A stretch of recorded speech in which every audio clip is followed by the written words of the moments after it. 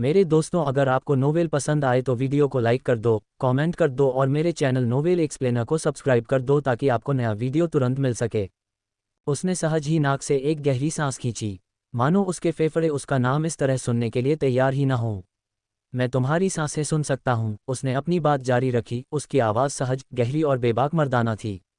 जिस तरह से ये तेज़ होती है, फिर ऐसे धीमी हो जाती है जैसे तुम इसे छिपाने की कोशिश कर रही हो। उसकी बगल से एक और कांपती हुई सांस, एक कोमल, अनैच्छिक हलचल, शायद उसके घुटने या चिकनी त्वचा पर उंगलियों का हल्का सा फिसलना। उसने अपना सिर झुकाया और मन ही मन मुस्कुराया। तुम गलत कर रहे हो, उसने नरमी से कहा। बहुत तेज, बहुत बेचैन। तुम किनारे का पीछा ऐसे कर रहे हो जैसे समय रहते उसे पकड़ न पाने पर वो गायब हो जाएगा। मौन, लेकिन वह रुकी नहीं, कुछ नहीं बोला, नहीं गया। उसने इसे उसी रूप में लिया जैसा वह था, अनुमति। उन्होंने कहा, मैं आपको इसके बारे में विस्तार से बता सकता हूँ, अगर आप चाहें तो। अब भी उसकी ओर से कोई शब्द नहीं, सिर्फ सांसें। लेकिन वो गहरी होती गईं, कांपने लगीं, कमजोर, भूखी। एरोस ने एक प्रदर्शन से पहले अंगड़ाई लेने वाले व्यक्ति की तरह सांस छोड़ी। ठीक है, उसने धीरे से कहा, अपनी आंखें बंद कर लो। सब कुछ भूल जाओ, दीवारों को नहीं, रोशनी को नहीं, बस तुम, मैं, और इस समय तुम्हारे शरीर में जो महसूस हो रहा है। उसने अपनी आवाज़ को थोड़ा धीमा कर दिया। अब मैं चाहता हूं कि आप ये कल्पना करें, हम किसी शौचालय में नहीं हैं। आप अकेले नहीं हैं, आप मेरी गोद में हैं, मेरी ओर मुड़े हुए हैं, मेरी जांघ पर बैठे हुए हैं। एक हल्की, चौंकी हुई सांस, फिर धीमी, नियंत्रित सांसें। अच्छा, उसने कहा। अब उसका अपना सीना थोड़ा और भारी हो गया, उसकी कल्पनाएं उसकी कल्पनाओं से मेल खाने लगीं। मेरा एक हाथ तुम्हारी कमर पर है, तुम्हें स्थिर रखे हुए है। दूसरा हाथ तुम्हारे पैरों के बीच में है, लेकिन अभी वहां नहीं है जहां तुम्हें इसकी जरूरत है। बस आराम कर रही हूं। गर्माहट भरी, छेड़छाड़। उनकी आवाज़ नर्म और अधिक विनम्र हो गई।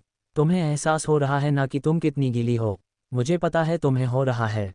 तुम्हें जांचने की भी जरूरत नहीं पड़ी। तुम्हारी आह भरते ही मुझे उसकी महक आ गई, मीठी, चिपचिपी, जैसे तुम्हारा पूरा शरीर भीख मांग रहा हो। उसने उसे कुछ पल रुकने का मौका दिया और उनके बीच तनाव को बढ़ने दिया। तुम छूना चाहते हो, है ना? उसने फुसफुसाते हुए कहा। बेशक चाहते हो, लेकिन मत छूना, वहां नहीं, अभी नहीं। उसने फिर से सांस छोड़ी, इस बार बुरी तरह कांपते हुए। उसकी जांघें शायद कसी हुई थीं, उसकी उंगलियां फड़क रही थीं। उसका शरीर सुनने और ज़रूरत के बीच उलझा हुआ था। अपनी स्कर्ट और ऊपर उठाओ। और ऊपर, जैनेट, यह एक सुरक्षित जगह है। अपने स्टॉल से एक और हल्की सी हलचल, कपड़े की सरसराहट, वह कर रही थी। शाबाश, उसने तारीफ को एक पल के लिए रोक दिया। अब, अपना हाथ अंदर मत डालो। अभी नहीं, मैं चाहता हूं कि तुम अपनी उंगलियों को बाहर से हल्के से दबाओ। सिर्फ निचले होंठों के बाहरी हिस्से पर, जोर से नहीं, बस हल्का सा स्पर्श। उसने अपनी आवाज़ धीमी कर दी, मानो शब्दों को त्वचा पर उंगलियों से रगड़ रहा हो। बस इतना काफ़ी है कि आपके शरीर को पता चल जाए कि आप वहाँ हैं।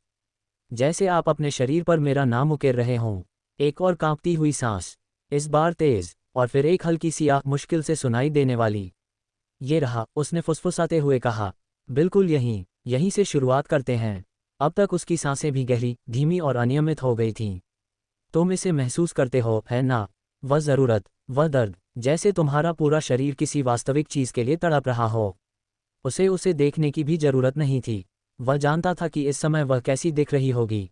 गाल लाल हो गए, होंठ खुले हुए थे, आंखें बंद होने लगीं। एक हाथ जांघों के बीच था, स्कर्ट ऊपर उठी हुई थी। दूसरा हाथ दीवार का सहारा लिए हुए था, सीधा खड़े रहने की कोशिश कर रही थी जबकि उसका दिमाग धीरे धीरे पिघल रहा था। जैनेट, तुम बहुत अच्छा कर रही हो। और ये तो बस शुरुआत है। वह कांप रही थी, दिखने में तो नहीं। एरोस उसे देख नहीं सकता था, लेकिन वह उसकी सांसों को महसूस कर सकता था। उसकी सांसों में हल्की सी जकड़न, जैसे वह जोर से सांस छोड़ने से डर रही हो। वैसे ही सीने में सांस रुकी हुई थी। ऐसी खामोशी, वह बहुत गहरी थी, जीवित। एरोस हिला नहीं, बोला नहीं, बस अपना वजन पीछे की ओर टिकाकर सांसों को शांत होने दिया, मानो कोई शिकारी वार करने के क्षण का इंतजार कर रहा हो, पंजों से नहीं, बल्कि सच्चाई से। जैनेट, उसने आखिरकार कहा, और उसका नाम उसकी जुबान पर एक रहस्य की तरह अटक गया। उसकी सिसकी धीमी थी, लेकिन उसने उसे सुन लिया। मैंने तुमसे कहा था, उसने शांत, गहरी और अडिग आवाज में कहा। तुम गलत कर रहे हो। उसने कोई जवाब नहीं दिया, लेकिन वह भी नहीं गई। तुम जल्दबाजी कर रहे हो, राहत पाने के लिए ऐसे भाग रहे हो जैसे उसे कमाना हो, न कि उसे धीरे धीरे अपने शरीर में उठने देना हो। मुझे तुम्हारी उंगलियों की आवाज़ सुनाई दे रही है, जान। बहुत तेज, बहुत चुभन भरी। यह आनंद नहीं, बल्कि हताशा है। वह मन ही मन मुस्कुराया। और हताशा से आपको वो नहीं मिलता जो आप चाहते हैं। मेरे साथ तो बिल्कुल नहीं। उसकी सांसें फिर से कांप उठीं। वह उसे लगभग देख सकता था, घुटने अलग, स्कर्ट ऊपर उठी हुई, होंठ कांप रहे थे, एक हाथ जरूरत से चिकना और बेढंगा था। तुम आना तो चाहती हो, उसने सीधे सादे शब्दों में कहा, लेकिन तुम्हारा शरीर, वो तैयार नहीं है, क्योंकि तुम उसकी भाषा नहीं समझती हो। उनकी आवाज़ धीमी हो गई। मुझे अनुवाद करने दीजिए। एक लंबा सन्नाटा, फिर एक हल्की सी हलचल, एक छोटी, नम सी आवाज़। कसे हुए दांतों से सांस अंदर खींची गई। वह सुन रही थी। अच्छा, धीरे धीरे शुरू करो, उसने कहा। अपना हाथ पीछे खींचो, बस उसे वहीं रखो। महसूस करो कि तुम्हारी जांघों के बीच कितनी गर्मी है। वह गर्मी, वह सिर्फ उत्तेजना नहीं है, वह रक्त प्रवाह है, सूजन है। तुम्हारा शरीर सही जगहों पर ध्यान पाने की गुहार लगा रहा है। उसने अपनी आंखें बंद कर लीं, अपना सिर इस तरह झुकाया जैसे वह दीवार के आर पार देख सकता हो। ज़्यादातर महिलाएं सीधे क्लिटोरिस पर ध्यान देती हैं, यह उनकी सहज प्रवृत्ति है। लेकिन क्या आप जानते हैं कि इसमें 8000 से अधिक तंत्रिका सिरे होते हैं, और उनमें से लगभग सभी उत्तेजित करने पर सक्रिय होते हैं, न कि हमला करने पर। उसकी सांसें फिर से तेज हो गईं, इस बार और भी जोर से, मानो उसे यौन सुख के देवता की मार्गदर्शक आवाज के साथ आत्मसुख का कोई पवित्र मार्ग मिल गया हो। ये वीनस नकली दांतों से 300 गुना बेहतर है, और कीमत बहुत सस्ती है। 79 साल की उम्र में भी मर्दाना ताकत 10 गुना कैसे बढ़ाएं? वह धीरे से हंसा। हाँ, तुम्हें महसूस हो रहा है ना? नीचे की तरफ वो हल्की सी धड़कन। ये तुम्हारे शरीर की प्रत्याशा पर प्रतिक्रिया है। उनके शब्द रेशम की तरह कोमल हो गए। अब 2 उंगलियों से शुरू करो, मध्यमा और अनामिका। दबाओ मत, अभी नहीं, बस उन्हें अपनी गीली योनि के होंठों पर धीरे धीरे सरकाओ। पहले बाहरी हिस्सा, एक धीमी गति से। अपनी उंगलियों को गीलापन इकट्ठा करने दो, उसे वापस लगा दो। उसने प्रतीक्षा की। सुना, वहां था, सबसे धीमी सी कराह और एक हल्की सी आवाज। उसके गले के पिछले हिस्से में दबी हुई एक धीमी सी कराह। अच्छी लड़की। उन्होंने यह बात प्रशंसा पाने के लिए नहीं कही थी, उसने यह बात उस पल को अपना बनाने के लिए कही। अब फिर से, उसने फुसफुसाते हुए कहा, ऊपर, नीचे, धीरे से। मैं चाहता हूं कि तुम्हारी उंगलियां तुम्हारी योनि के किनारों को बस हल्के से छुएं। वो जगह जहां तुम अंदर जाने से ठीक पहले होती हो, वहीं पर भीतरी योनि की हड्डियां फूली होती हैं। वो बहुत संवेदनशील होती हैं, जैनेट। और तुमने पहले कभी उन पर ध्यान नहीं दिया, है ना? एक और कराह, इस बार धीमी, इतनी धीमी कि मानो उसे भी आश्चर्य हुआ हो। बस यही, उसने धीरे से कहा। अब दबाओ, जोर से नहीं, बस इतना कि तुम्हारी उंगलियां परतों के बीच में चली जाएं। तुम्हें महसूस होगा तुम्हारे द्वार के ठीक ऊपर एक छोटी सी उभार। वहीं पर तुम्हारी क्लिटोरिस की शाखाएं होती हैं। ज्यादातर लोगों को पता भी नहीं होता कि वे वहां हैं। अब उसकी अपनी सांसें भी गहरी होने लगी थीं, लेकिन उसने खुद को स्थिर रखा। क्या आप उसे उत्तेजित करती हैं? इससे आपकी क्लिटोरिस के केंद्र में कंपन पैदा होता है। इस तरह से चरम सुख प्राप्त किया जाता है, न कि जबरदस्ती। उनके बीच का वातावरण अब बिजली की तरह तीव्र था। तनाव किसी बिजली के तार की तरह गूंज रहा था जिसे बहुत कसकर खींचा गया हो। मुझे लगता है, उसने धीमी, गंभीर आवाज में कहा, तुमने कभी खुद के लिए समय नहीं निकाला। तुम बस राहत की तलाश में रहती हो। तेज उंगलियां, जल्दी खत्म, करवट लो और भूल जाओ। उसने अपनी जीभ चटकाए। आज रात नहीं। एरोस ने एक प्रदर्शन से पहले अंगड़ाई लेने वाले व्यक्ति की तरह सांस छोड़ी। ठीक है, उसने धीरे से कहा, अपनी आंखें बंद कर लो। सब कुछ भूल जाओ, दीवारों को नहीं, रोशनी को नहीं, बस तुम, मैं, और इस समय तुम्हारे शरीर में जो महसूस हो रहा है। ओह, जैनेट ने सिसकते हुए कहा। आवाज़ इतनी धीमी थी मानो वो उसे निगलने की कोशिश कर रही हो। लेकिन उसने उसे पकड़ लिया। तुम मंजिल के करीब पहुंच रही हो, उसने कहा। उसकी आवाज़ में सांस की आवाज़ ज्यादा थी, सांसें कम। लेकिन ज्यादा तेज मत करो। अभी अपनी क्लिटोरिस के बारे में सोचना भी मत। उनके लहजे में थोड़ा बदलाव आया, अब वह आदेशात्मक लग रहे थे। मैं चाहता हूं कि तुम मेरे लिए कुछ करो। एक बीट, अपने दूसरे हाथ को, जो आपकी जांघों के बीच नहीं है, अपनी छाती पर दबाएं। ठीक स्तनों के बीच में। क्या आप अपनी धड़कन महसूस कर सकती हैं? एक और विराम। उसने कल्पना की कि उसकी हथेली उसकी कोमल छाती में धंस रही है, लेस या सूती कपड़े या नंगी त्वचा के माध्यम से दबाव डाल रही है। हाँ, उसने धीरे से उत्तर दिया। अच्छा, यही तुम्हारी लय है, यही वह गति है जिसका तुम्हें पालन करना चाहिए। उसने एक गहरी और स्थिर सांस ली। इसे मिलाओ, जितनी बार तुम्हारा दिल धड़कता है, उतनी बार अपनी योनि पर एक बार सहलाओ। इससे तेज नहीं। उसकी सांसें अब कैसी चल रही थीं? उखड़ी हुई, गहरी, हर सांस ऐसे कांप रही थी जैसे पहाड़ पर चढ़ रही हो। क्या तुम्हें वो महसूस हो रहा है? उसने फुसफुसाते हुए कहा। पेट में जलन हो रही है। ये अच्छी बात है, ये तुम्हारी नसों के जागने का संकेत है। अब तुम खुद को नहीं छू रहे हो, तुम अपनी आवाज़ सुन रहे हो। उसने एक हल्की सी आह भरी, इस बार सच्ची, बेबस और कोमल। एरोस मुस्कुराया। तुम्हें कभी किसी ने सिखाया नहीं है ना? उसने नरमी से पूछा। किसी ने तुम्हें कभी नहीं बताया कि तुम्हारे शरीर को क्या चाहिए, उसे क्या पसंद है, किस चीज़ से वह गाती है? वह थोड़ा सा हिला, उसकी अपनी उत्तेजना भी उसकी उत्तेजना के साथ तालमेल बिठाते हुए बढ़ रही थी, लेकिन यह उसके बारे में नहीं था। अभी नहीं, यह उनका कॉन्सर्ट था, वह तो बस संचालक था। अब तुम खुद को धीरे धीरे उत्तेजित करोगी, उसने नरमी से कहा। तुम्हें ठीक वैसे ही सहलाना है जैसे मैंने तुम्हें बताया है, धीरे धीरे, गहराई से, गीलेपन के साथ। और जब यह असहनीय हो जाए, जब तुम्हारा शरीर फड़कने लगे, राहत के लिए तड़पने लगे।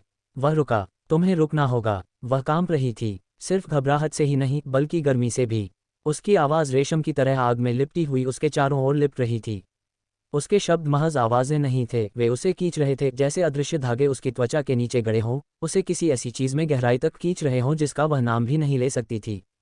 उसकी आवाज़ दीवार से रिसकर किसी नशे की तरह गूंज रही थी, गर्म, धीमी और भयावह रूप से आश्वस्त करने वाली। और उसने आज्ञा का पालन किया। हर शब्द। उसकी उंगलियां अपनी बेतरतीब हरकतें रोक चुकी थीं, ठीक वैसे ही स्थिर हो गई थीं जैसे उसने उसे बताया था। उसकी जांघें हल्की सी कांप रही थीं, स्कर्ट के नीचे फैली हुई थीं, जैसे ही उसने गहरी सांस ली, धीमी, उथली, फिर लंबी, कोमल। उसका दूसरा हाथ, जिसके बारे में उसे पता भी नहीं था कि वह मुट्ठी में बंद है, धीरे धीरे उसकी छाती की ओर बढ़ गया। ठीक वहीं जहां उसने उसे जाने को कहा था। उसकी हथेली उसके स्तनों के बीच दबी हुई थी, ठीक उसकी छाती के नीचे धड़कती तेज नब्ज के ऊपर। ये बेकाबू, अस्त व्यस्त और शोरगुल भरा था, लेकिन उसकी आवाज़ ने इसे नियंत्रित कर दिया, मानो वह उसके भीतर की उथल पुथल को शांत कर रहा हो। इसका मिलान करो, उसने कहा था। तो उसने वैसा ही किया। उसकी छाती पर महसूस हो रही हर धड़कन के साथ, उसकी परतों के बीच एक धीमी, नम छुअन। उसकी उंगलियां ऊपर की ओर सरकी, उसकी योनि की उत्तेजना से चिकनी, फिर उतनी ही धीमी गति से वापस नीचे आ गईं। कोई जल्दबाजी नहीं, कोई दबाव नहीं, बस स्पर्श का मदहोश कर देने वाला एहसास। उसने उसकी लय का ठीक ठीक पालन किया, एक धड़कन, एक स्ट्रोक। और हे भगवान, यह उन सभी चीज़ों से कहीं बेहतर महसूस हुआ जो उसने पहले खुद के साथ की थीं। क्योंकि इस बार वह ऐसा नहीं कर रही थी, उसे ले जाया जा रहा था। उसकी आंखों के कोनों में आंसू आ गए और उसे पता नहीं था कि क्यों। शायद अंतरंगता की वजह से। यह एहसास, उन्हें ऐसा महसूस हुआ जैसे उन्हें देखा जा रहा हो, भले ही उनके बीच एक दीवार थी। किसी भी पुरुष ने उससे कभी इस तरह बात नहीं की थी। किसी ने भी उसे क्लिटोरिस की जांघों, भीतरी होंठों या सिलवटों के बीच की उस कोमल उभार के बारे में नहीं बताया था, जो उसकी नसों में मानो बिजली का झटका पैदा कर रही थी। किसी ने भी उसे यह सिखाने की परवाह नहीं की थी कि खुद का आनंद कैसे लिया जाए। लेकिन उसने ऐसा किया, एरोस ने किया, और वह उसे छू भी नहीं रहा था। उसने एक हल्की सी आह भरी, एक हाथ अपनी छाती पर दबाए हुए, दूसरा हाथ अब थोड़ा और अंदर सरक रहा था, अभी भी धीमा, अभी भी आज्ञाकारी। उसकी कमर थोड़ी आगे की ओर झुकी, उसका शरीर अपनी ही उंगलियों में धंसने के लिए बेताब था। तब, रुको, उसने दीवार के पार से कहा। उसकी उंगलियां जम गईं। मुझे पता है तुम क्या कर रहे हो, उसने धीमी, गर्म और बेहद धैर्य भरी आवाज में कहा। तुम लालची हो रहे हो। वह शर्मिंदा होकर अपने निचले होंठ को काट लेती थी, क्योंकि वह अनुमान बिल्कुल सटीक था। जैनेट, थोड़ा उत्तेजित रहो, उसने आगे कहा। असली शक्ति तो वहीं छिपी है। पेट में होने वाली वो गुदगुदी, जांघों तक पहुंचने वाली वो हल्की सी गर्मी, वही असली आनंद है। क्लिटोरिस को जल्दी छू लोगी तो सब कुछ बर्बाद हो जाएगा। लेकिन उसे थोड़ा छेड़ो। उसकी सांसें और भी गहरी होती चली गईं, जो सुनाई दे रही थी।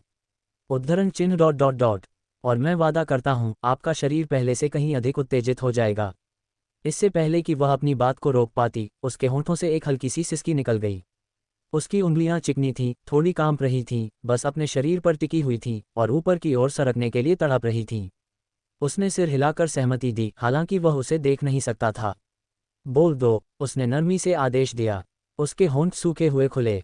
मैं किनारे पर ही रहूंगी, उसने फुसफुसाते हुए कहा। अच्छी बच्ची, उसने प्यार से कहा। उसका दिल जोर से धड़कने लगा। अब, उसने नरमी से, प्यार से कहते हुए कहा, फिर से सिलवटों को टिटोलो।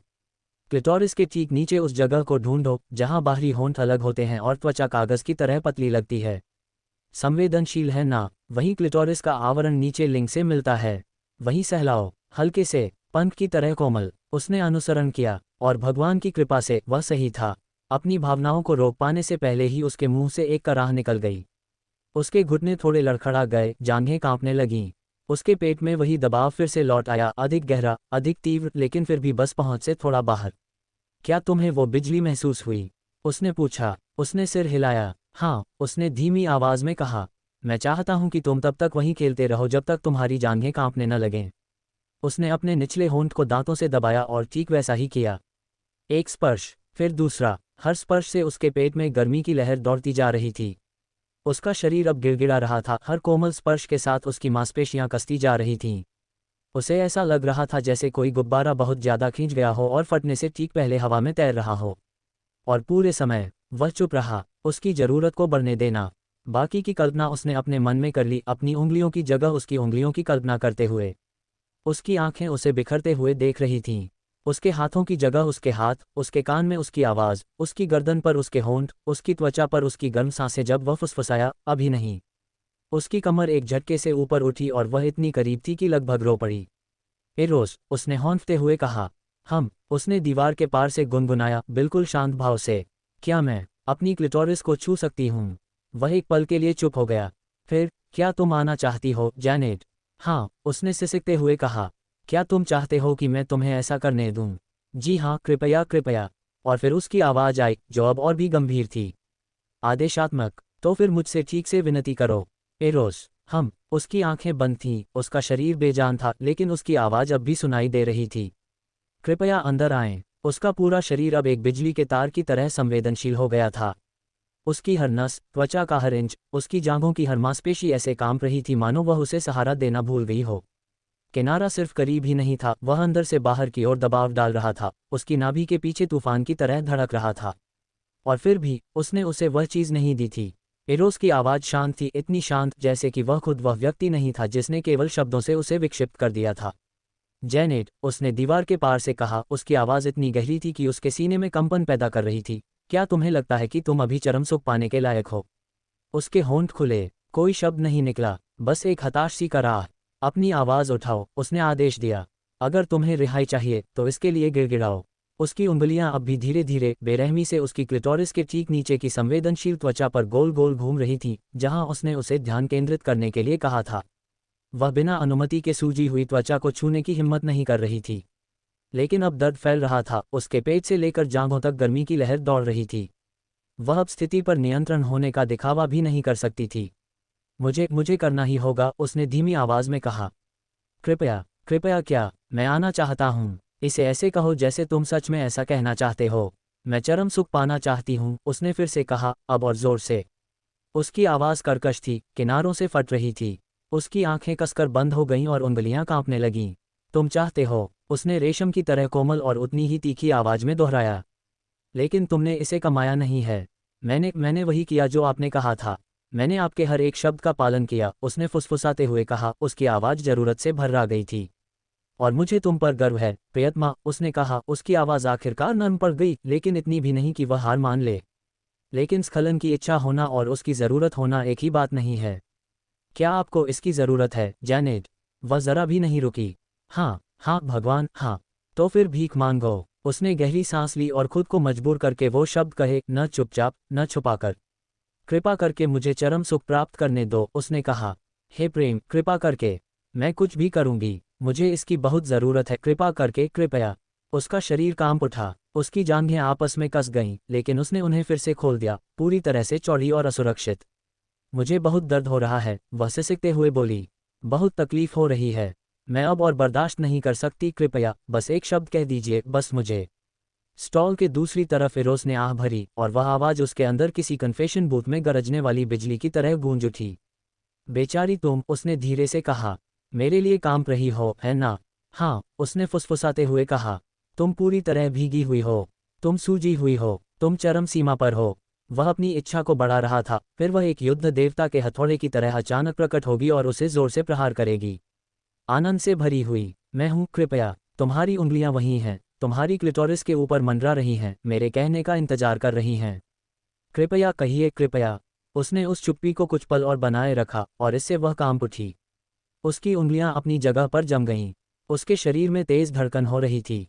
उसकी सांसें उथली कुबड़ वाली थीं, मानो उसके फेफड़े अंदर से निचोड़े जा रहे हों। तब, इसे छुओ, ये शब्द बिजली की तरह उस पर टूट पड़े। उसने जरा भी संकोच नहीं किया। आखिरकार उसकी उंगलियां हिलीं, बस एक बार उसकी क्लिटोरिस पर फेरा, और उसे लगा जैसे उसका शरीर फट पड़ा हो। वह उस छोटे से कमरे में कमर से कमर झुकाकर बैठ गई, उसके पैर कांपने लगे, उसका मुंह एक गहरी, कर्कश कराह के साथ खुल गया, जो इतनी गहरी थी कि उसके गले में खरोंच सी आ गई। उसके पेट में तीव्र गर्मी दौड़ गई। आनंद की लहरें उसकी रीढ़ की हड्डी में कोड़े की तरह दौड़ रही थीं, इतनी तीव्र थीं कि वह कांप रही थीं। वह हौंफने लगी, चीखने लगी, हिंसक रूप से कांपने लगी, क्योंकि चरम सुख की लहर उसके पूरे शरीर में ऐसे दौड़ गई मानो वह पूरी जिंदगी इसी पल का इंतजार कर रही हो। और इन सब के बीच उसकी आवाज़ उसके कानों में गूंजती रही, बस जैनेट, खुलकर बोलो, मुझे सुनने दो, अब मेरे बिना मत आना, समझी? हाँ हाँ, हे भगवान, हाँ, वह भावभंगिमा में खोई हुई चिल्लाए। जब मैं बोलती हूँ तो तुम्हारा शरीर मेरा होता है। बोलो, ये तुम्हारा है, ये तुम्हारा है, कामदेव, सब कुछ मैं, हे भगवान, मैं। एक और लहर ने उसे टक्कर मारी। उसे पता भी नहीं था कि उसके अंदर और भी कुछ बाकी है, लेकिन उसका शरीर एक बार फिर उसके वश में हो गया। आनंद की लहरें उमड़ पड़ीं, तीव्र और तीव्र, जब तक कि वह पसीने से तर त्वचा, चिकनाई से लिपटी उंगलियों और झटकों से कांपती जांघों के साथ शौचालय की दीवार से टिक नहीं गई। उसकी छाती ऐसे ऊपर नीचे हो रही थी जैसे उसे अभी अभी पानी से बाहर निकाला गया हो। और फिर उस सन्नाटे में एक फुसफुसाहट, लगभग टूटी हुई, एरोस, हम। उसकी आंखें बंद थीं, उसका शरीर बेजान था, लेकिन उसकी आवाज़ अब भी सुनाई दे रही थी। कृपया अंदर आएं। ताला एक हल्की सी क्लिक की आवाज़ के साथ खुल गया। वो हल्की सी आवाज़ जैनेट को बिजली के झटके से भी ज्यादा चुभी। उसने बिना उसकी मदद के दरवाज़ा कैसे खोला? उसे इस बात की परवाह नहीं थी कि वो यहाँ है, बस यही मायने रखता था। उसका सिर अचानक ऊपर उठा, चरम सुख के कारण उसकी सांसें अभी भी उखड़ी हुई थीं। वह तैयार नहीं थी, हे भगवान, वह खड़ी भी नहीं हो पा रही थी। उसके पैर बंद होने से इनकार कर रहे थे, चलने से इनकार कर रहे थे, जैसे उसका शरीर पहले ही हार मान चुका हो और फिर कभी अवज्ञा करने की हिम्मत न करे। और फिर उसने उसे देखा। एरोस मानो किसी रहस्य के खुलने की तरह ही अस्तबल में दाखिल हुआ। बिना किसी झिझक के, बिना किसी माफ़ी के, जैनेट एकदम जम गई। ऐसा लगा मानो समय उसके चारों ओर मुड़ गया हो, जैसे हवा भारी, घनी हो गई हो, ताकि उसकी उपस्थिति के बल के लिए जगह बन सके। वह लंबा था, बेहद लंबा। उसका शरीर ऐसी सुगठित शक्ति से बना था जो न केवल शक्ति का आभास कराती थी, बल्कि उससे शक्ति का संचार भी होता था। उसकी काली कमीज आस्तीनों से मुड़ी हुई थी, उसकी बाहें उभरी हुई और सुडौल थीं, मानो किसी प्राचीन और प्रचंड शक्ति ने उन्हें गढ़ा हो। उसके बाल काले और थोड़े बिखरे हुए थे, मानो उसे उन्हें संवारने की कोई ज़रूरत ही न हो। और उसका चेहरा, जैनेट की सांसें रुक गईं। वह बेहद खूबसूरत था, लेकिन किसी मासूम प्यारे लड़के की तरह नहीं, बल्कि इस तरह से कि उसे देर तक देखते रहने से दर्द होता था। तराशा हुआ जबड़ा, तरल पाप की तरह चमकती आंखें, ऐसे होंठ जो मानो एक ही बार में आपको बर्बाद कर देंगे। वह सिर्फ सुंदर नहीं था, वह दिव्य थे, और वह सीधे उसकी ओर देख रहा था। वह अब भी बैठी हुई थी, टांगें फैली हुई, घुटने कांप रहे थे, पैंटी जमीन पर पड़ी हुई थी। उसकी स्कर्ट कमर पर अजीब तरह से सिमटी हुई थी, ब्लाउज उसकी चिकनी त्वचा से चिपका हुआ था, एक बटन आधा खुला हुआ था और ब्रा झांक रही थी। वह पूरी तरह अस्त व्यस्त थी, एकदम बेहाल। उसकी उंगलियां अब भी उस चरम सुख से चमक रही थीं जो उसने सिर्फ एक आवाज़ से उसे दिया था। उसकी जांघें खून से सनी हुई थीं, उनसे पानी टपक रहा था, उसकी योनि सूजी हुई थी और उससे लगातार नीचे टॉयलेट सीट पर रिसाव हो रहा था। उसे शर्म महसूस होनी चाहिए थी, लेकिन उसे बस इतना महसूस हो रहा था कि वह देख रही थी। जो हुआ उस पर गर्व महसूस कर रही थी। गर्व महसूस कर रही थी कि वह उसे उस शांत, नियंत्रित भूख से देख रहा था, मानो वह उस पर झपटकर भूखे जानवर की तरह उसकी गीली, रिश्ती योनि को खा जाना नहीं चाहता हो। उसके पैरों के बीच उस चेहरे का ख्याल, उसकी योनि और क्लिटोरिस से रिश्ता हुआ। ओह, हे भगवान, उसकी भीख मांगती योनि के अंदर उस जीभ का ख्याल। उसने इस कल्पना के साकार होने की कामना करते हुए राहत की सांस ली। एरोस की निगाहें जरा भी नहीं हटीं, कहीं और नहीं गईं। उसने सीधे उसकी ओर देखा, उसके भीतर, और उसकी आंखों की गर्माहट ने उसके पैरों के बीच एक बार फिर से धड़कन पैदा कर दी। और फिर उसकी नज़रें झुक गईं, धीरे से, उसके लाल हुए चेहरे पर, उसके खुले होंठों और धड़कते सीने के पार, और भी नीचे, जहां उसके पैर अभी भी भेंट की तरह फैले हुए थे। बाथरूम की तेज रोशनी में उसकी जांघों के बीच की नमी अश्लील लग रही थी। उसके होंठ धीरे धीरे और समझदारी से मुड़े। अच्छा, उसने गहरी, दमदार आवाज़ में कहा, ऐसी आवाज़ जिससे कमरा छोटा लगने लगा। तुम्हें देखो। जैनेट की छाती कांपने लगी।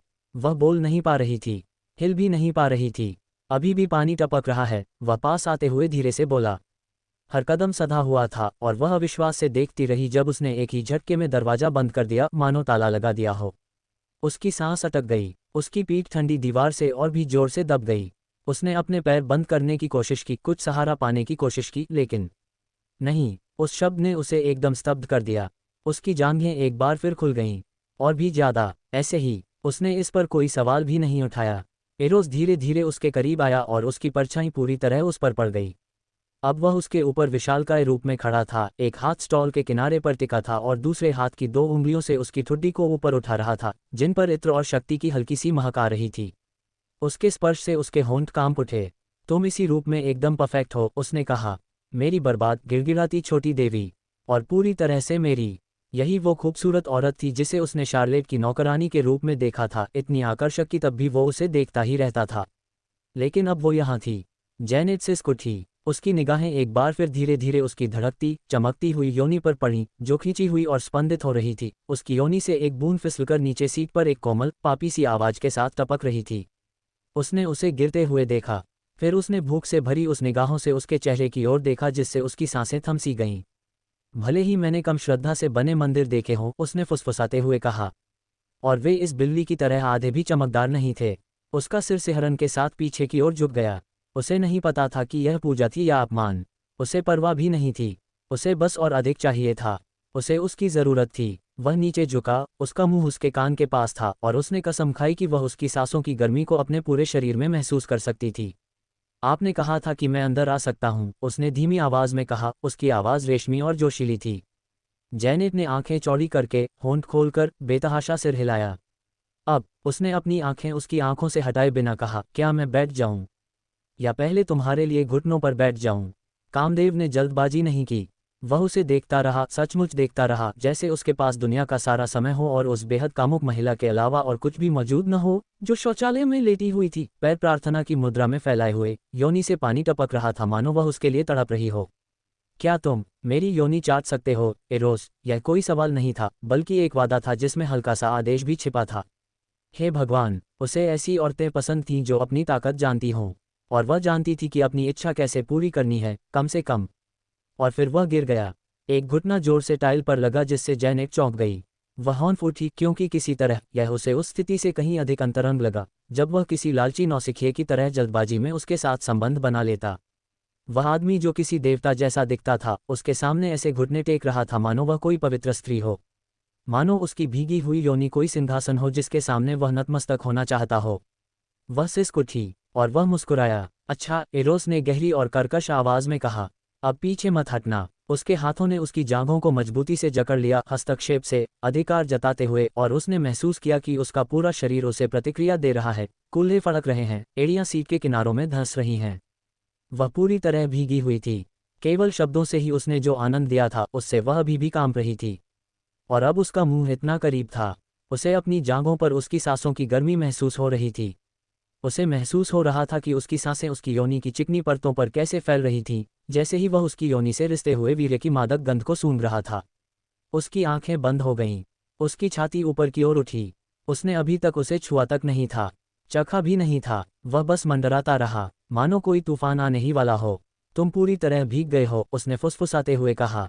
इस गंदगी को देखो। उसके अंगूठे उसकी जांघों के भीतरी हिस्से में दब गए, जिससे वह और भी फैल गई। जैनेट ने धीमी और हताश आवाज में कराहते हुए कहा। उसके हाथ कांप रहे थे क्योंकि उसने अपने पीछे की दीवार को कसकर पकड़ रखा था। कह दो, एरोस ने कहा। उसकी जीभ उसके होठों को हल्के से छू रही थी, चाट नहीं रही थी, बस उसकी नसों को ऐसे छेड़ रही थी जैसे किसी जीवित तार पर पंख फेरा जा रहा हो। कहो कि तुम्हें मेरे मुंह की जरूरत है। जैनेट हौंफने लगी। मुझे मुझे इसकी जरूरत है, उसने धीमी आवाज में कहा। नहीं, उसने धीमी और अधिक खतरनाक आवाज में कहा। इसे ऐसे कहो जैसे तुम सच में ऐसा चाहती हो। मुझे बताओ कि तुम्हें यहीं, इस गंदी सी छोटी सी कोठरी में, मुझसे ओरल सेक्स करवाना है। जब तुम टपक रही हो, कांप रही हो और गिड़गिड़ा रही हो। उसकी जांघें बुरी तरह कांप रही थीं। मुझे तुम्हारा मुंह चाहिए, वह हौंफते हुए बोली। मुझे चाहिए कि तुम मेरी योनि चाटो, कृपया कृपया, बस मुझे चखो। और बस इतना ही काफी था। उसके मुंह ने उसे पूरी तरह से निगल लिया। जीभ धीरे धीरे, सदी हुई एक चाट के साथ उसकी योनि पर फिसलती हुई, उसकी चिकनाई को ऐसे इकट्ठा कर रही थी जैसे चम्मच से शहद। वह चीख पड़ी। उसका शरीर इतनी जोर से झुका कि सीट उसके नीचे चरमरा उठी। कामुकता रुकी नहीं, गति धीमी नहीं हुई। उसने भूखे आदमी की तरह दावत उड़ाए। उसके दिए हर एक बूंद को चाटते हुए जीभ उसकी क्लिप पर मदहोश कर देने वाले गोल गोल घुमाती रही, फिर वापस नीचे झुककर धीमी और गहरी स्ट्रोक से उसके अंदर प्रवेश किया, जिससे उसके कूल्हे हिल गए और उसकी आहें टाइल की दीवारों से टकराकर गूंज उठीं। भूंट, झटका, चूसना, जीभ, दोहराएं। यह अब तक का सबसे कामुक दृश्य था जो उसने कभी देखा था, और यह ठीक उसकी टांगों के बीच था। एक पुरुष देवता द्वारा उसकी योनि को इतनी वासना से चाटना मानो वह कोई पवित्र शहद की लौंग हो। और एकदम सही, उसके हाथों ने उसे इस तरह खोल रखा था मानो वह उसे किसी वेदी पर पेश कर रहा हो, और शायद वह कर भी रहा था। शायद यही वेदी थी, उसकी योनि, उसकी बेचैनी, उसकी कांपती हुई छोटी छोटी आवाज़ें, उसकी टूटी हुई आवाज़ जो रोने से बचने की कोशिश कर रही थी, जबकि वह उसे अपने मुंह के सहारे ऊपर और ऊपर खींच रहा था। हे भगवान, हे मेरे भगवान, वह सिसकते हुए बोली। उसके हाथ उसके बालों पर चले गए और उसने उन्हें कसकर पकड़ लिया। एरोस ने उसकी योनि में गुर्राया। कंपन से वह चीख पड़ी, और फिर उसने उसकी क्लिटोरिस को एक बार चूसा, इतनी जोर से कि उसकी आंखें ऊपर की ओर घूम गईं। वह पूरी तरह टूट गई। चरम सुख की चरम सीमा पर पहुंचते ही उसके पैर उसके सिर के चारों ओर इतनी कसकर लिपट गए कि वह इतनी जोर से चिल्लाई कि उसे परवाह ही नहीं थी कि कौन सुन रहा है। उसका पूरा शरीर कांप उठा, उसकी कमर उसके मुंह से रगड़ खा रही थी, जैसे वह अपना सब कुछ उसके मुंह और चेहरे पर उड़ेल रही हो, उसे अपनी चरम सीमा से सराबोर कर रही हो और दांत भींचते हुए उसका नाम पुकार रही हो।